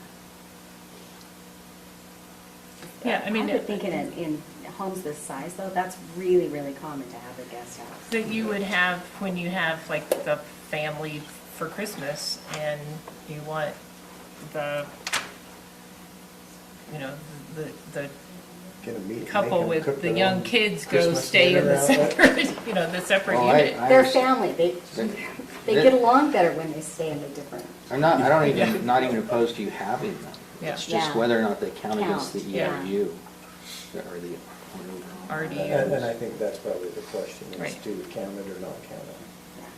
I would agree with that, because I don't think we should stop it, it's whether or not we count it. Yeah. Because it's the value. I don't want to limit the value on the home or limit what they can do with it. It's whether or not we count it. Right, that's the question. Well, and what if we made it as a percentage of size of the main home, you know, it's There's a way to constrained, deal and with that. it's constrained so that it's not a way to sneak two homes on a single parcel? There's some type of limit or definition there? What's that? Ancillary? I kind of agree though, it's houses, these, especially the for It's something secondary to. this size. They're It's a gonna have secondary, their, but secondary. they're gonna have a separate living quarters. I think on the bottom one. Au pair, Yeah. yeah, Yeah. nanny, Yeah. teacher if it's homeschooled, you know, kids are getting homeschooled. Or, yeah, Yeah. There's- Well, 'cause That's the too- first Pretty good, part pretty complicated. is just talking about the RDU. I mean, it's part of the house, it just happens to Well, be, the whole thing's actually. And it's a the accessory question living is that space. It's not No. going to Yeah. count. Yeah, and they're still collecting tax on the And value to the like I said, I value. don't object to it, but in terms This of here, whether you down to have here, them, it talks about the the unit. question itself. is, Whether it has one or two. But then- conversations I've been It having doesn't with matter, people it's still one are, RDU. it's limited to 750 But now this here RDUs. is a secondary building. 300 Be of them counted have accessory as an RDU, even dwelling if it has a units. kitchen. I'm now up Or over living 150. space. So that's the issue That's that the I'm debate. Do we doing. count Right. that as an RDU or not? And I'm saying It yes. wouldn't be for sale or for rent to somebody else. I mean, it's not that you could separate them, right? It's still within the same, Still being the same It's still- taxable. same. yeah, mhm. and it's still part of that Registered owner. owner's use. I mean, they're not, you know, like I said, it is their au pair that travels with them. That's a very common situation, that then they have kind of an independent place to stay. So it doesn't, I think it's different than if you're having a unit that you're renting out to somebody. That to me seems like two RDUs. I think Yeah. the purpose here, these aren't rentable. Okay, I'll be straight with you. I look at this as a backdoor approach to get the 50 RDUs that you wanted to include besides the 750. You were talking when Bobby made that point. So sorry. We still could, I was trying to understand. I what didn't was- suggest it as a backdoor. Sorry. He worded it slightly differently, and it was a beautiful thing. He's one of those guys that uses words like ancillary. Yeah, cut straight to Yeah. the chase. you can't, I mean, we won't have individual owners that will own a large home and then have part of the greater club development housing workforce to them. It would be, you know, it would have to be, it just wouldn't work. You would never ask an independent person to house part of your workforce, right? So that's where, when you talk about these 50 units, you know, it would be their workforce, as in someone who travels with that family and that registered owner of the property. So when I look at it, the possibility, Okay, but it's still a separate building. because you won't, Well, we allow accessory structures, that's not a Right. problem. Yeah. The question in my mind is whether or not an accessory structure that includes a kitchen and bedrooms and bathrooms counts as an additional RDU. And And I'm saying yes. are you gonna go size, or would you say as long as it's not bigger than, Oh, because then you start getting into gray area. well, I've been watching Bobby through this whole thing, and I'm learning the power of negotiation here. But I'm not as good as he is, so I have no idea where to go anymore. Daryl, Mike, where do you want to go?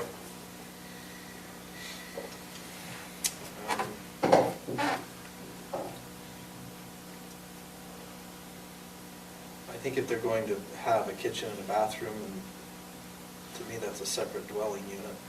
Even if it's used by the same entity, the same family, it's still another dwelling unit. I would prefer if they're going to do that, for a couple of reasons. I think it's easier for us to tax them if they're not a separate entity, they're a separate unit, because I think that's difficult, you know, for our appraisers to look at and determine what the value of that is. I would rather just be part of the same structure. So if they want to have a separate area for their whoever to work, to live in, I'd prefer it be part of the same structure. If they want to have a barn with a kitchen and no bathroom, great, it's not a dwelling unit. If they want to have a barn with a bathroom and no kitchen, great, it's not a dwelling unit. Something of that nature. So it's not, I think where we're gonna end up going with it then is that it'll just never be, it'll be the yurt of Deep Creek. Nobody knows is up there, or. Nobody knows, and how do you know? That's my point. Nobody knows. Everybody knows. I don't know where I come down on this, frankly. I'm just saying this is a substantive change. Yeah. To every, You don't get the to way say, I've "I been don't know thinking where it and comes frankly down." to You the have discussion discussions we've that coming had, down so here that's or why I'm there. having. Yeah. They need to know, we gotta move on. Well, it's What was your substantive change, suggestion is on what he said. percentage? Yeah. Like, What's the gray area then? no floor plate to exceed 20% of the main house, so that it's an ancillary but small structure. That might replace having a barn or an event center where you have units that you're concerned of, but you have a detached, right? The function of your design is determined by the attributes of the land, so, you know, if it's smaller, say a floor plate of 25% of the main building, then it would be obvious that it would be an ancillary and secondary, tertiary, you know, small building. Do you think of all the detached garages that we see around here that make sense to have? You have a big garage, you want some, from a design standpoint, you want some height. So what do you do upstairs? Lance? Yeah, no, So, get a comment? Yeah, just, would it help if the RDU's aspect, if we said it's for single-family homes only, and I have in my notes 20%, accessory dwelling unit may not be more than 20% of the square footage of the primary structure. And that way it's very, It's very specific. you know, it still might be a pretty big One more time, building Lance, by 20% of anybody what? else. 20% of the Say that main again? structure. 20% of the main structure, and that, So it would only be separate building allowed cannot for be more than 20. single-family. And if so they you can have build accessory larger than, buildings for multifamily. Yeah, definitely. Makes sense. Which is right, That's which a is, great which is idea. right, that would be, Which- that's Yeah. right. For only single family. And then 20% limits the size, so Yeah. that they can't be. so if they still want to do that, then they just have to. Now, add can we do that another by, RDU. yeah, by floor plate? Because if it is a garage, you could get to a 20% of a 10,000 square foot home, you have a 20,000 square foot garage. You'd need, that would be the floor plate, so the building would technically be 4,000 square feet or some version of that. If you had 2,000 on the floor of the garage and then 2,000 upstairs for living space or some version of that. You know, we'll have design standards and setbacks. 20, so, So the floor plate would be 10 on the main home, are you saying? So the which floor would plate allow of the them second, 20 yeah, on the second, but if they do. 2 and 2, yeah. Then that gives them 40. Well, we could calculate the living area in this accessory. And only count the living area. Yeah. Just count the Mhm. living Yeah, area. So that would- we Yeah, add that the makes living sense. area in That there. makes That would sense. work, yeah. Accessory dwelling's living area is not more than 20% of the primary structure. Well, I think ultimately the concern with having ancillary buildings or secondary structures is that the property owner then begins to use that as a rental or something separate, right? And then you have more than one family using it and it becomes, and that's why it's an issue in other parts of the county, because you have people that build these and then all of a sudden where we intended there to be one family living, we've got two families. I don't think they're going to turn it into an But- Airbnb. But I don't, I mean, Won't be I allowed. think the constraints of your demographic is not going to work well with them renting their space out anyway. And the CCNRs for the community. And you'll have those CCNRs that I would imagine will restrict rentals. Yes, there will be Yep. no So- outside Well, you're saying rental. If there's no outside rentals. You can't enforce it though, even though it's not allowed. The club will make sure that people are not renting out their homes, guaranteed. So Is what that in about here? No, but it's the- all part of the whole part of what a private residential community means is that we're not running a hotel, people can't just come and stay overnight. You're not running your house as a VRBO. You know, that's the antithesis of what this is meant to be. This is private and secure for members.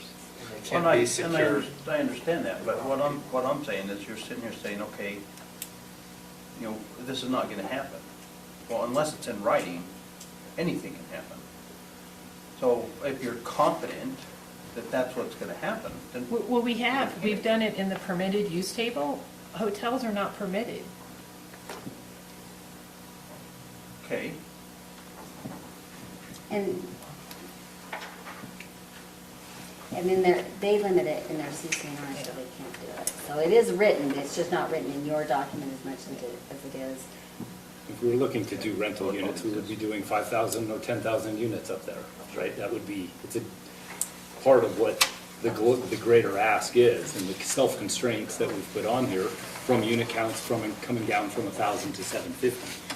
You know, we would be pushing those to 1,250 and asking, but we're not. Okay, can this, I'm back on what we started. So talking if about. you- Can what- this structure be a worker residence? No, So, not an employee, not like an employee of the club.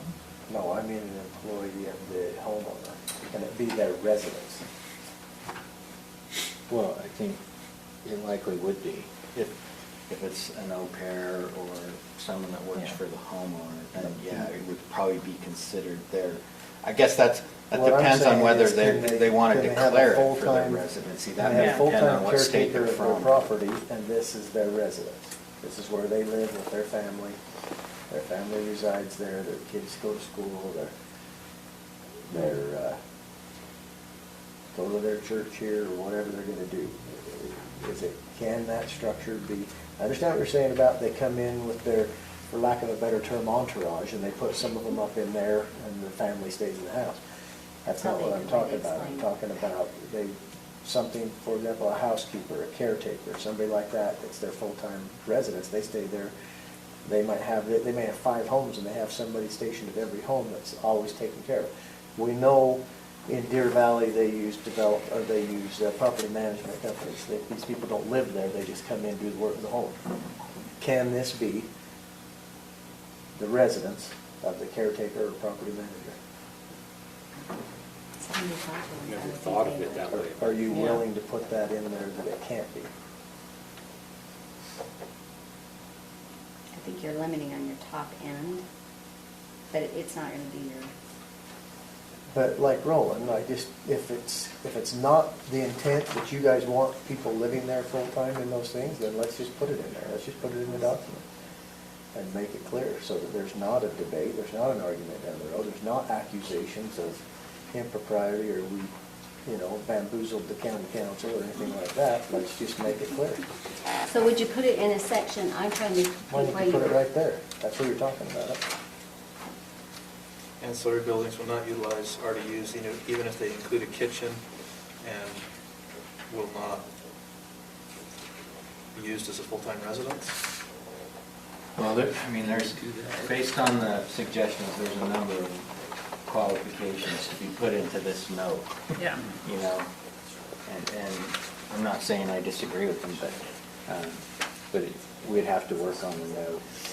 Like I said, this is The footnote's getting long. This is a Yeah. substantive change, Well, is but that whether it's in the something- note or in the body of the agreement, I That's what think was gonna whatever say. Is limitations. this whole thing, considering ancillary buildings, need to be moved up into the body, into 4.23? Yeah, it might make sense, because what we're, I see Lance nodding. if the council were to approve it, what you're basically saying is that accessory structures don't count against the RDU. And we can either limit it, and then there are a variety of limitations as to which ones wouldn't count, assuming that's where we end up. so the question to me would be, would you allow them to do it if they counted it towards an RDU? You would allow them to do it so the owner could purchase a second RDU? Because that would, Yeah. to me, would be the value. But like To our the workforce developer. housing, that's, the opportunity cost of that is too high. I mean, it's expensive. Now, club workforce, I think we've addressed in the footnote. I'm Yeah. talking Yeah. just this as. Yeah. What- I'm when trying you- to decide when you- how many because that's going to impact your really high end, which a lot of these are, I would think. And when you limit that, what if that's someone's son or daughter who comes home from college and decides they want to stay for the season? I guess it's, how do we define and qualify and enforce that it's not a worker of the family if the the child is living there for the season or the summer, which turns into a year, because kids aren't going out on their own now, so. I'm just trying to think through some of those limits that were, Yeah, no, you know, when you limit And that's what I'm work. trying to do, is Yeah. think through, so, Yeah. you know, you know what I'm talking about. Yeah. You know the Yeah, we're not acquisition trying to history. game the system with Yeah. this, but it's Yeah. just a function of this So what can we design. do to word this in a way that we can reasonably say, that's not the case and that can't happen? Yeah, And that's So why, it has that's to- why I use the terminology of employee.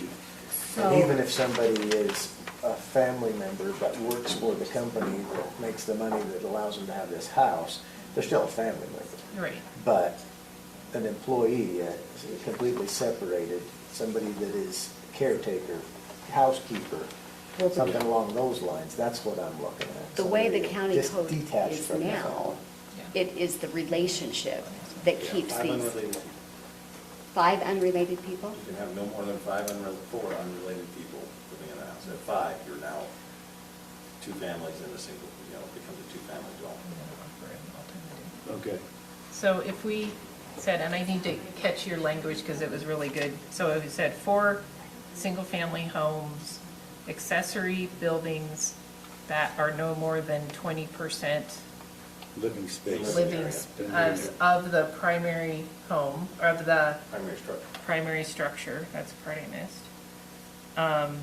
will not utilize RDUs even if they include a kitchen and are not occupied by year-round employees, paid employees.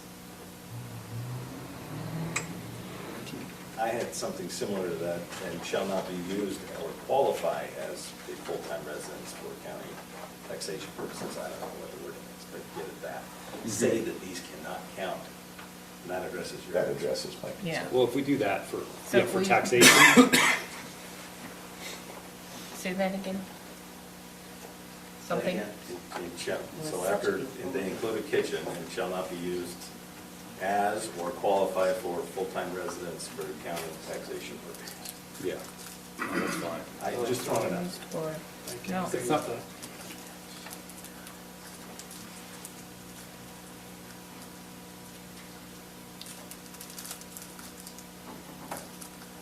Okay.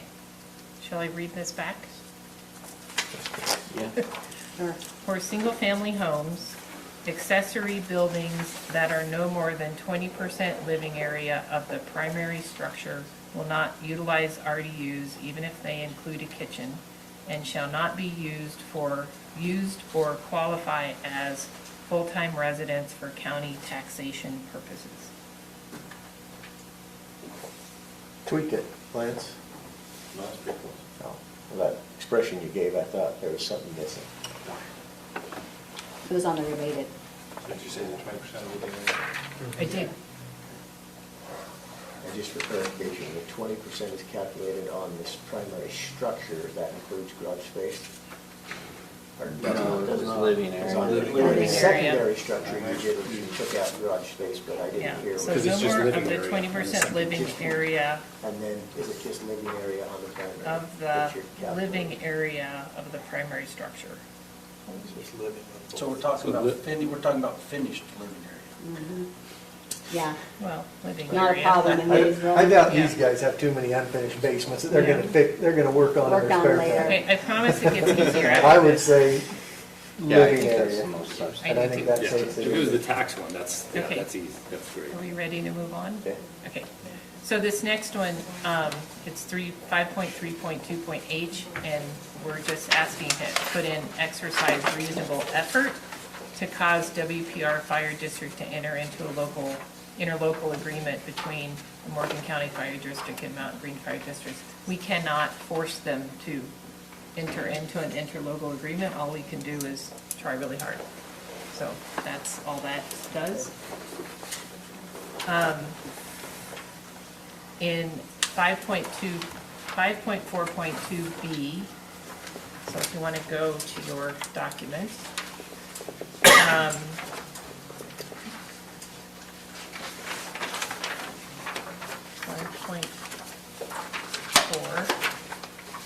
5.4.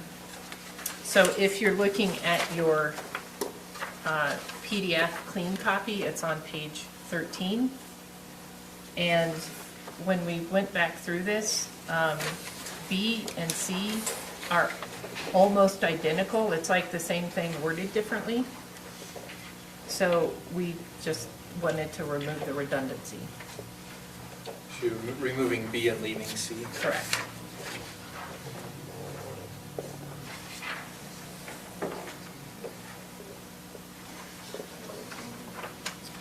And then the exact same thing happens at 5.10.2, B and C. And that is on page 16.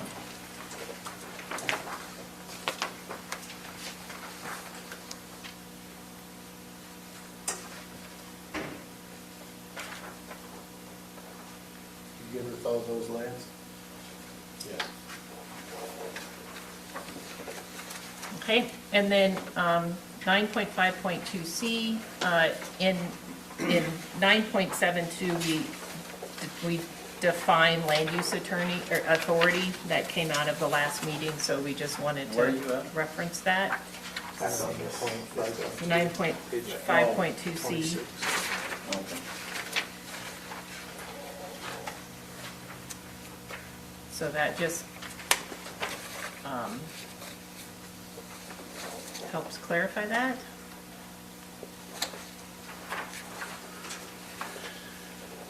So this, the 9.72 change was one that came out of our last meeting. And it's talking about who the land use authority is to make a given decision. And what they've said is it's the land use authority designated in our ordinances to make.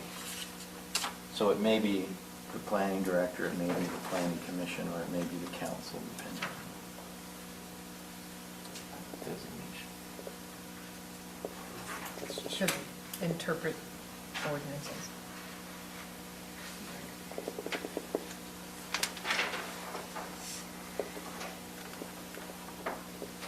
Okay, good. I hope it's okay. 9.9.1, this is implied, but we, would rather just have it stated implicitly. So the entire sentence would read, any proposed assignee who possesses the financial wherewithal and sufficient ability to assume and carry out the provisions, terms, and conditions of this development agreement shall be a permitted assignee, and the assigning owner shall be released of all duties and obligations under this development agreement relating to that portion of the subject property transferred to an approved assignee. So, I'm not sure what you're saying. I need to read that again. So if they sell it, they get out.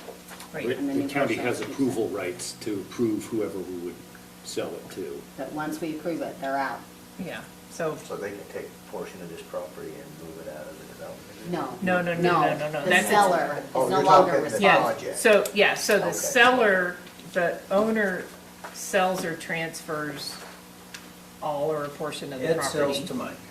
And so Mike is now WPR Development. Got it. And it's my problem, not Then his. So Ed no he longer he has to worry about releases any of this. him out of the But Mike is obligation still because it's held now to the his development obligation. agreement. Yes. You guys have the right to review Mike's wherewithal to conduct the transaction and to meet those obligations of the development agreement. Right. And that was in there before and that still stays. And then at the end of that same section, so if you turn this paper over, we did want to make sure there wasn't any confusion about, but that doesn't apply to if someone just buys a lot. So that's all this does is say, no sale to the purchaser of an individual lot or residential dwelling unit on the subject property shall require the consent of the county. And no sale to the developer of multiple lots or other development parcels or areas of the subject property shall require the county's consent if the selling/assigning owner elects to remain liable for the performance of the owner's duties and obligations hereunder with respect to the property being transferred. So that just says, before we gave the county approval of the buyer of like, the project, but we're not going to come to you to approve someone buying an individual lot. So that's Somebody all of buying this. 4 lots and developing those 4 lots. Yeah, so if we were, Maybe we wanted to say, there. that'd be really awesome. I just want to say that would be so awesome. Because we've already had a big number of one guy coming to town, but So that, I think this half is, the town wanted, the other half didn't. yeah, this is the intent of, Do we you have a know, rapper coming here? Fine. No, but that was the rumor. Dang. I didn't hear that one. Dwayne did.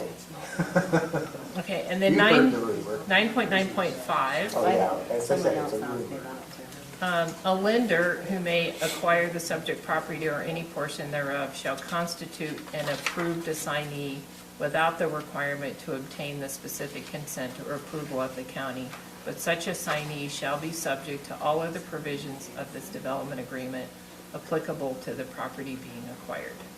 So if you default, when the bank gets it, the bank is not responsible. Correct, They have to adhere to the, what we've negotiated here in the DA. correct. All right. That's what that says. So just curious, based on Yellowstone, your experience with your research into that project, how did all this kind of stuff hold up together? Okay, great. Their approvals were in place, so the new people moved forward with the approvals that were in place. Yep. No. No, Okay. yeah. That didn't change. And then, there were just a couple of housekeeping items that we saw, so instead of just sending something by certified mail, we can actually use an overnight courier, you can too. So these were just a couple of housekeeping items. So those were the only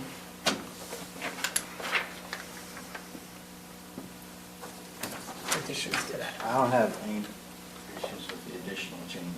I'm still going to be thinking about the first one. Okay. Well, the second one in the first one.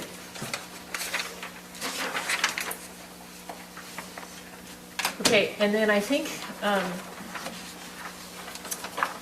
the next thing tonight was going through exhibits. So, I'm assuming you don't Most of have, it done in 12 days. I'm assuming that you don't have, maybe I shouldn't assume. Any questions on the legal description? Exhibit A. I will be the first to admit I did not read the legal description, but any kind of idea that I don't understand. If you're not comparing it against the survey, it doesn't matter what it is. I am not, especially this company.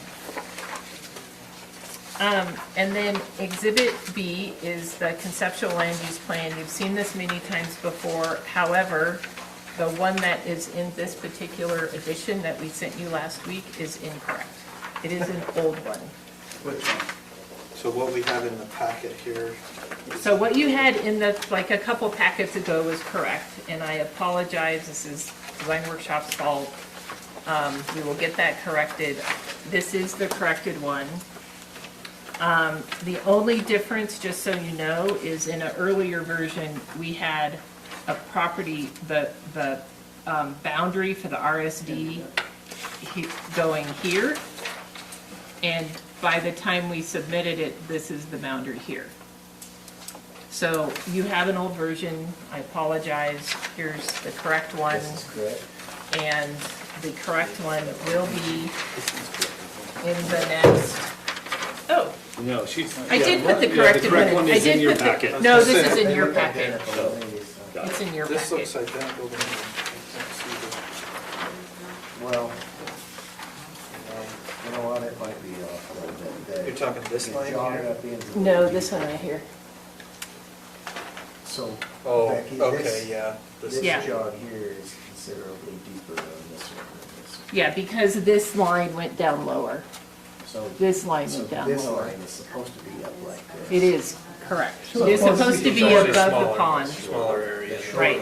Everything we have submitted to you is based on this boundary. The acreage calculations is all based on this boundary.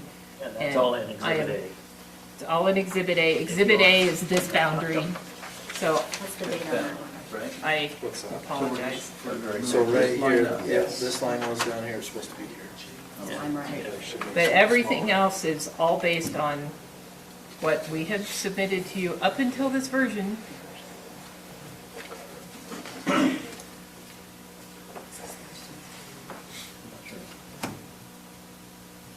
Is this Thurston's? So that'll get switched out. Yes, it will, and once again, I apologize. The last They're thing we off, need to be, So last thing we need to do is create confusion, Well, and I you just might did. have a neighbor that's wanting to know why you stole their property. Yeah, that too. Okay, so on your map, so my question is, you're showing this dotted line, I'm assuming that that is the current easement, prescriptive easement for the Bowmans? Is that what that dotted line is up through there? That's correct. So is that staying there, or are you changing that with the Bowman? What are you doing? I can't imagine that going right through the middle of your houses and your cul-de-sacs. Yep. And we had the Bowmans up on property Friday evening, last weekend. And they're talking just about that, through that whole MOU, along with the Thurstons, who own property west of On the other side. south, yep. And talking about those prescriptive easements, defining those prescriptive easements. And we've started a working document on that. They're open to, that relocation of that, but in exchange for ensuring that right and defining their prescriptive right and memorializing that right. So we've been working off of a memo of understanding to start with, to define that for both of those. I've sent the memo of understanding to Kevin Thurston. But none of that's been finished. Correct. I can still come back to it. Not that, I'm not saying on the record for any recording that Bowman's would ever want to sell or be incentivized to sell. But I don't know why we wouldn't allow the spreading of units in any purchase property that would be inside the outer boundary. Even if we didn't want it to go any further south, if they were to buy property inside like Bowman's, why wouldn't we want them to be able to do, just spread your density through there? What? Yeah. If that makes sense. And it really just applied to that. I think that's the only internal Yep. piece out parcel. But there's 300 family members in there, and they've had a ton of history and heritage and weddings. Well, I'm not and saying we've that they just- should, Yeah. but if for some reason it ever came down, I think the way we currently have it written, that you can't spread the density over any purchase, that would include if something like that was sold. That's correct. If the concern is it shouldn't spread south, but I would think that you would want it to be able to spread in the other direction. It was a sensitive topic, so Yeah. that was something we were willing to get on. I won't bring it Yeah, back up just- since it was a long discussion, but I won't follow Your lawn, your kitchen, lawn. the- Okay.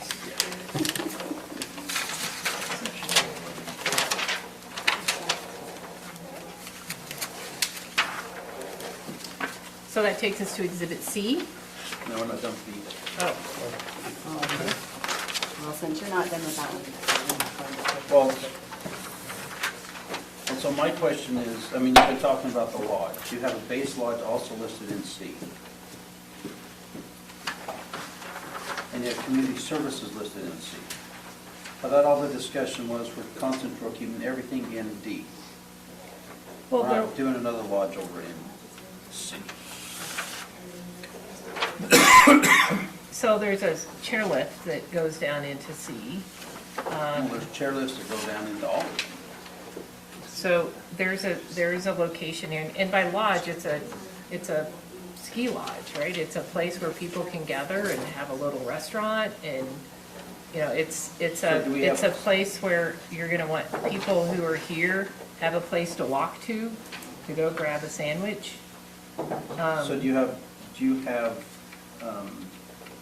like blueprint, what's my square footage on this dude? Nothing is designed, because we need to get the zoning first before we start working on sizes of buildings and get architects involved. So you're telling me you've never thought about how big a lodge you're gonna put right there? No,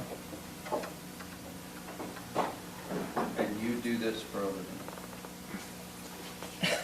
I do this for a I'm just living. really struggling No. right now with, you want to put a base lodge down here in C, and you have no idea what you're gonna put there. We just know that there's, once again, we looked at the attributes of the land, what the uses are appropriate for that. And here it's saying, well, this is a place where, this is a neighborhood. A clubhouse, you know, or some common facility, room or building. Well, but a clubhouse, I'm looking at how big this thing has potential. I mean, we have a base lodge, a clubhouse, when you picture a clubhouse for like the golf courses, because they've got some in here. I mean, it's not gonna be this monstrosity of a building that they're gonna be putting down there. A base lodge, a lodge is just what it sounds like, it's huge. Well, except, I guess it depends on what you're thinking of as a lodge, because some lodges have hotel That's- rooms okay, above them and all of that sort of That's my thing. point. I would like to have an idea as to what this is. That's what I'm saying. I'm thinking like Earl's Lodge, the snow base, is that what we're looking at in the deed, the base lodge? Good sized structure, all See, and that- ski and that- amenity related, with And no And that's housing. that's what I've been picturing in D, is that type of area. We're gonna have this huge lodge, we're gonna have buildings around it, have all the shops, just like up at Yellowstone. They got the base lodge, all of the stuff is around it, all there together. That's what I'm picturing at D for a base lodge, not C. C's coming down to maybe a Strawberry Lodge where it's just a. There ain't a Strawberry Lodge. See, I'm Well, supportive of yeah. having some commercial there, because Well, those are the only two areas where there is commercial. That's what Everything C else is saying. C is saying it's going to have condominium, residential, base lodge, community services. Exactly, so I don't have an issue with there being a secondary lodge of some sort there. I mean, they're obviously not going to put a huge lodge there if they've already put their huge lodge over in D. The constraints of this development being 750 units, you can't build enormous lodges all over the property and expect them to be utilized. It just doesn't work that way. If you haven't noticed, there's an issue throughout the community. The fact that we're approving or not approving the zone change with the development agreement, so that none of this has even entered your guys' minds, but there's a lot of questions out there as to what this is going to look like, when really, we don't have any idea by approving this what anything's going to look like. So answer me this question, and this can be in partnership with Lance. When do we find that out, and what control do we as a county have of that process? Once it's approved, you don't. Well, so we have, Yeah. so your approval is at a plat. So we'll be submitting plats for every piece of development.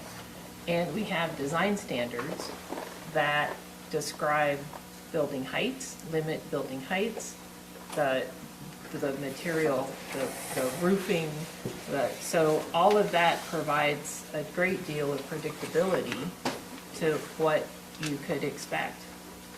I mean, once this is done, they still have to come back for subdivision. They still have to come back for, because this is not subdividing anything. This is just saying you can do this. Do they have to come back for subdivision on this? Same way Cottonwoods has. Yes. Anytime. Well, yeah, but this isn't regular subdivision ordinance. We're now in resort special district ordinance, so this is something that we don't deal with. Resort Special District is a zoning ordinance, not a development But ordinance in I'm the. still gonna ask the questions No, because I'm no, gonna make that's, sure I I understand think it. you're on the right track. So. Yes, And I we wanna make still sure that I have, can speak I mean, I have trouble speaking intelligently anyway, but semi-intelligent towards this issue when I'm talking with them. Many times we will be back here. So they still have to come in for subdivision, they also Yes. still have to And come there's in if there's some- any conditional uses that are, So you know, how- need to be done. In that process, again, how much control does the county have? And as long as it meets here, C says a base lodge, you're free to pretty much do whatever you want as long as With it it- meets height and. within the design standards, which are, like I said, provide a lot of predictability. And So if you- that- yeah, if you have That to- answers my question. Yeah. So you get to do single-family duplex cabin, townhome, condominium, residential base lodge with community services, as long as it's not taller than 1,000 feet, it's not. Yep. Correct. it has And a all those in the fire future protection. exhibit here Okay. are those constraints that we worked with in both the work group and then also with planning commission in debating all of those design standards and with staff as well on Yeah. articulation, size of walls to limit, size of runs to limit visual impact. So essentially, it comes down to if we have an issue with something going in A, we need to look at your design standards and make sure that there's nothing in there that we have an issue Correct. that is allowed in it. Right, so it's a combination of, so it's the design standards, and then in the permitted use table, it gets into more detail by planning area. So this is, we couldn't go into A and do, I'll pick something. There's no multifamily dwellings We couldn't down do in a bank or in B. in area A. They're residential only. So there's So A a has- bunch more detail about uses. This is just So A has this, ski resorts, but it will not have any kind of a lodge or community service area. no, But C and D will. is permitted to. Well, that's Yeah. right. C and Yeah. D. And again, it's Right. what you were saying about size, 750 members. You can't overbuild everything because it will feel vacuous and not activated and just no one there. So, there's a balance there, and that's part of what we'll do post-zoning, is work with architects on each one of these areas as we start to roll them out. And it's unknown right now what year we'll get to see, because we're going to start in the heart of the development and then work out from there. And is that your base lodge area? Is that your intention, is to start at the base lodge and work out? When I say D, D. The whole D area. yeah. Jim, speaking of D, I would like to break it down. I'd like to have a D1 and D2. That little neck, where that neck's up. Why? I'm just looking at what they want to put in those areas. I don't have a problem with the cabins, the townhomes and stuff like that, but I'm looking at, just like I said on the other deal, I'm looking at all of this overnight accommodations, community, all that stuff, being within that central area. Not spread clear across the mountainside. I would think that would be hard to determine at this point without a lot more detail on. My biggest concern in this area, and one of the things I think they're going to be limited by, is the topography and the soils over there. So this stage, before any of that investigation is done, To me, it's a matter of feasibility too. I mean, and you're not gonna put your overnight accommodations clear at one end and then have your base lodge at the other. You're gonna want it walkable so that people aren't driving around this area constantly. There's a lot of things that they're gonna have to do to try to make it work as a development. I'm not opposed to what you're saying, Roland, as much as I don't know if we know enough at this point to make that kind of a limitation without requiring a whole lot more geotechnical. Well, and that comes back to my major minor changes to the deal. Once they get in and start doing the development and realize, hey, we need to move this up a little bit to accommodate the topography of the land, it's gonna work better. Then, okay, now that we can actually see what they're proposing, we can make that decision.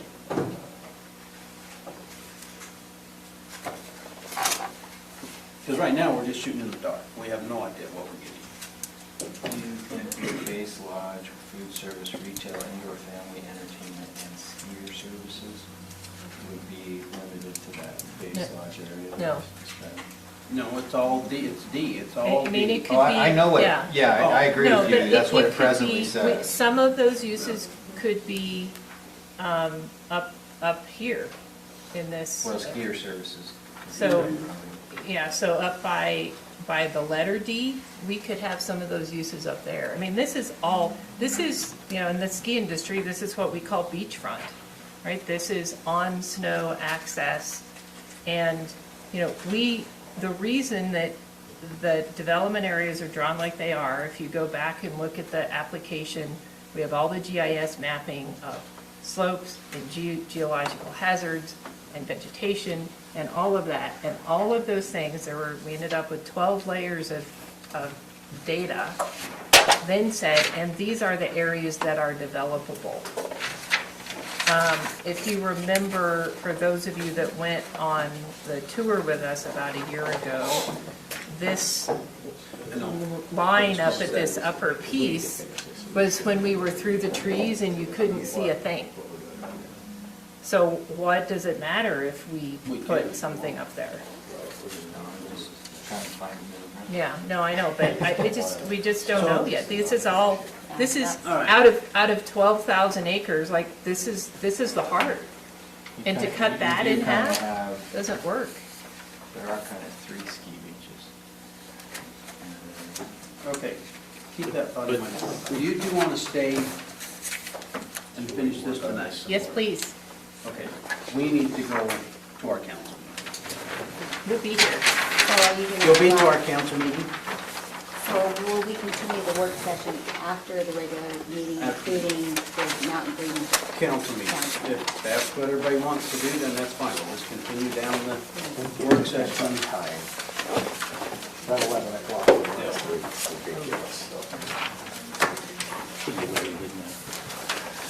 We're here till 11:30. That was budget. I've done midnight before, and that's, The next day, it's even worse. yeah. We don't go on very long.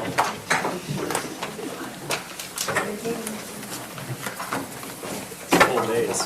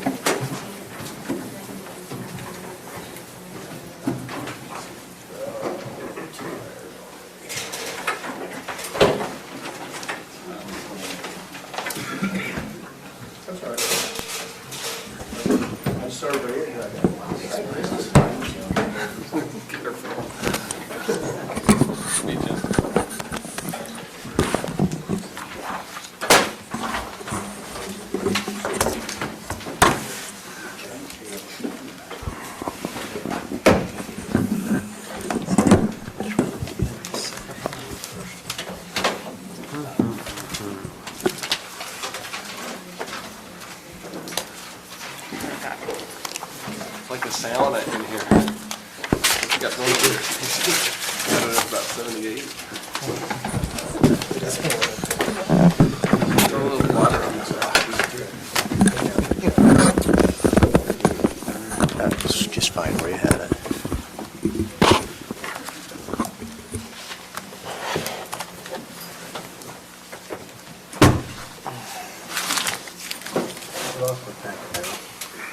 Sorry? Yeah, I lost my pen. Oh, that's why I went down. Jeremy, you have to send it to me.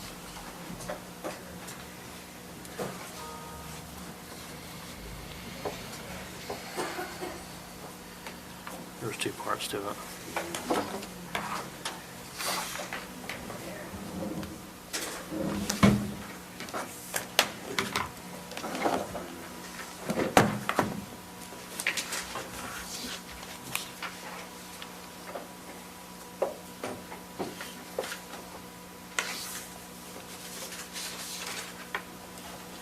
Okay, we ready? Hi, welcome to our county council meeting. Sorry I lost track of time, well, that's my fault. We'll start with a word of prayer, and that will be, and a pledge of allegiance, and that'll be done by Member Kilmer. Our dear kind Heavenly Father, we thank Thee for this opportunity we have to come together as a community and discuss these community issues. And Father, we pray that we will have a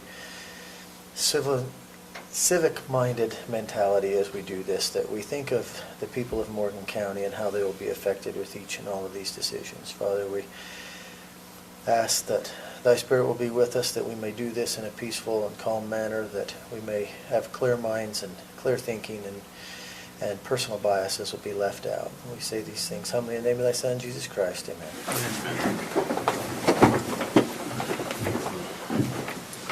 I pledge allegiance to the flag of the United States of America and to the republic for which it stands, one nation, under God, indivisible, with liberty and justice for all.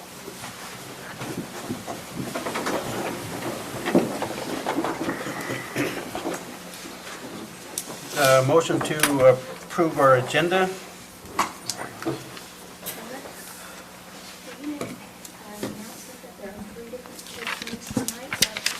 And there's 3 sign-up sheets for public hearing over on that table. If you'd like to talk, check those out, please.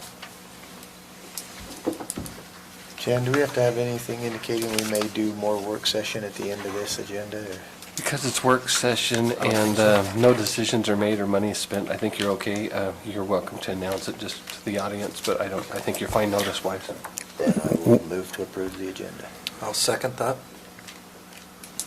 Motion by Member Kilmer, second by Member Newton. All those in favor? Aye. Aye. Any opposed? Mr. Chair, I spoke to Rulon Gardner about the Mountain Green Village area. If we can move that to then he's willing to come back that night as opposed to having that continued later tonight. Okay, so question. Scheduled to start at 5:30 on the 30th because of Member Swan's schedule, but there was not going to be a work session. This one starts at 5:30. The council meeting. That is Debbie true. was saying that we're scheduled to start the council meeting. So there isn't a at work 5:30. session that No meeting work is what session. we're saying? Well, you could have that. Do it after.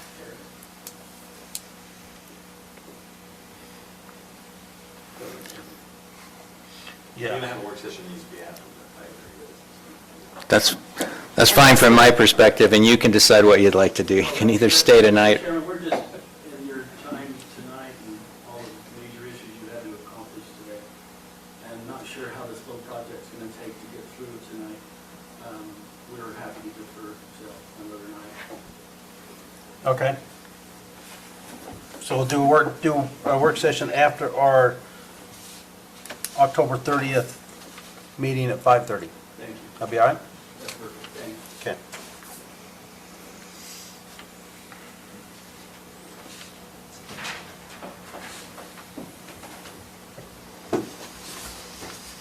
Okay.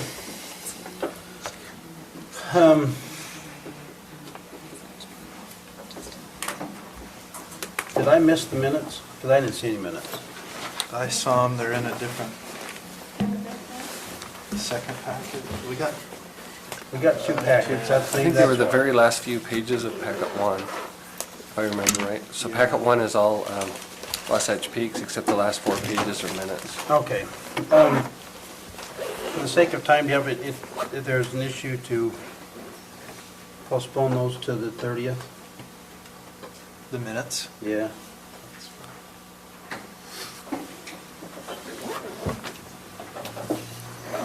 So we okay with that? Yeah. Okay, so those minutes will be postponed till the 30th.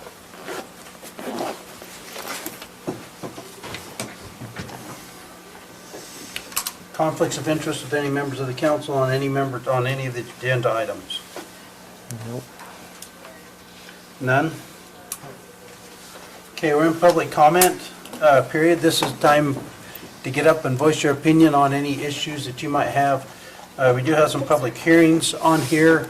At that point, you will be able to get up and address those issues that you might have. Other than that, the time is yours.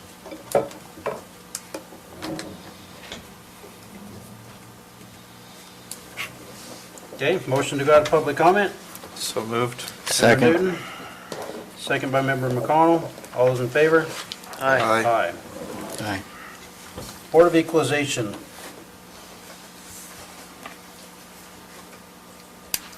Was Bonnie doing that? Now I've lost it.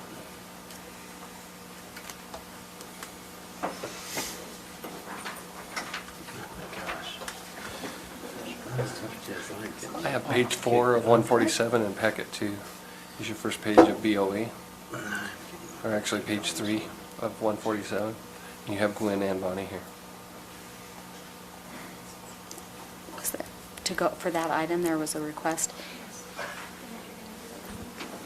Chair, there was a request to go into an executive session to discuss those items. Okay. Have a motion? So moved. Second. Second by Member McCall. To go into an executive session, all those in favor? Aye. Aye. Any opposed? This is for the Board of Equalization adjustments? I spoke with Gwen, and this would be potential pending litigation would be the reason. Oh, okay, So this this- stuff you so- talked to us about the other day, okay. So executive closed session. I'm running the camera tonight, so you have 3 minutes to go into the results and shut down the. Okay. So with that, we need you to exit the room for a few minutes while we have an executive session, if you would, please.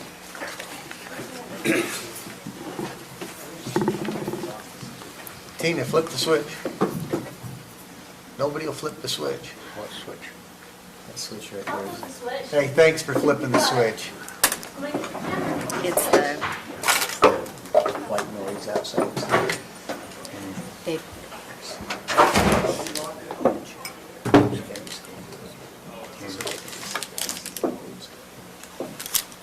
It doesn't, and they did. oh, they did. They thought it was funny. We had, If you would have any questions about the development agreement down there in the Mount Green area that you would want to have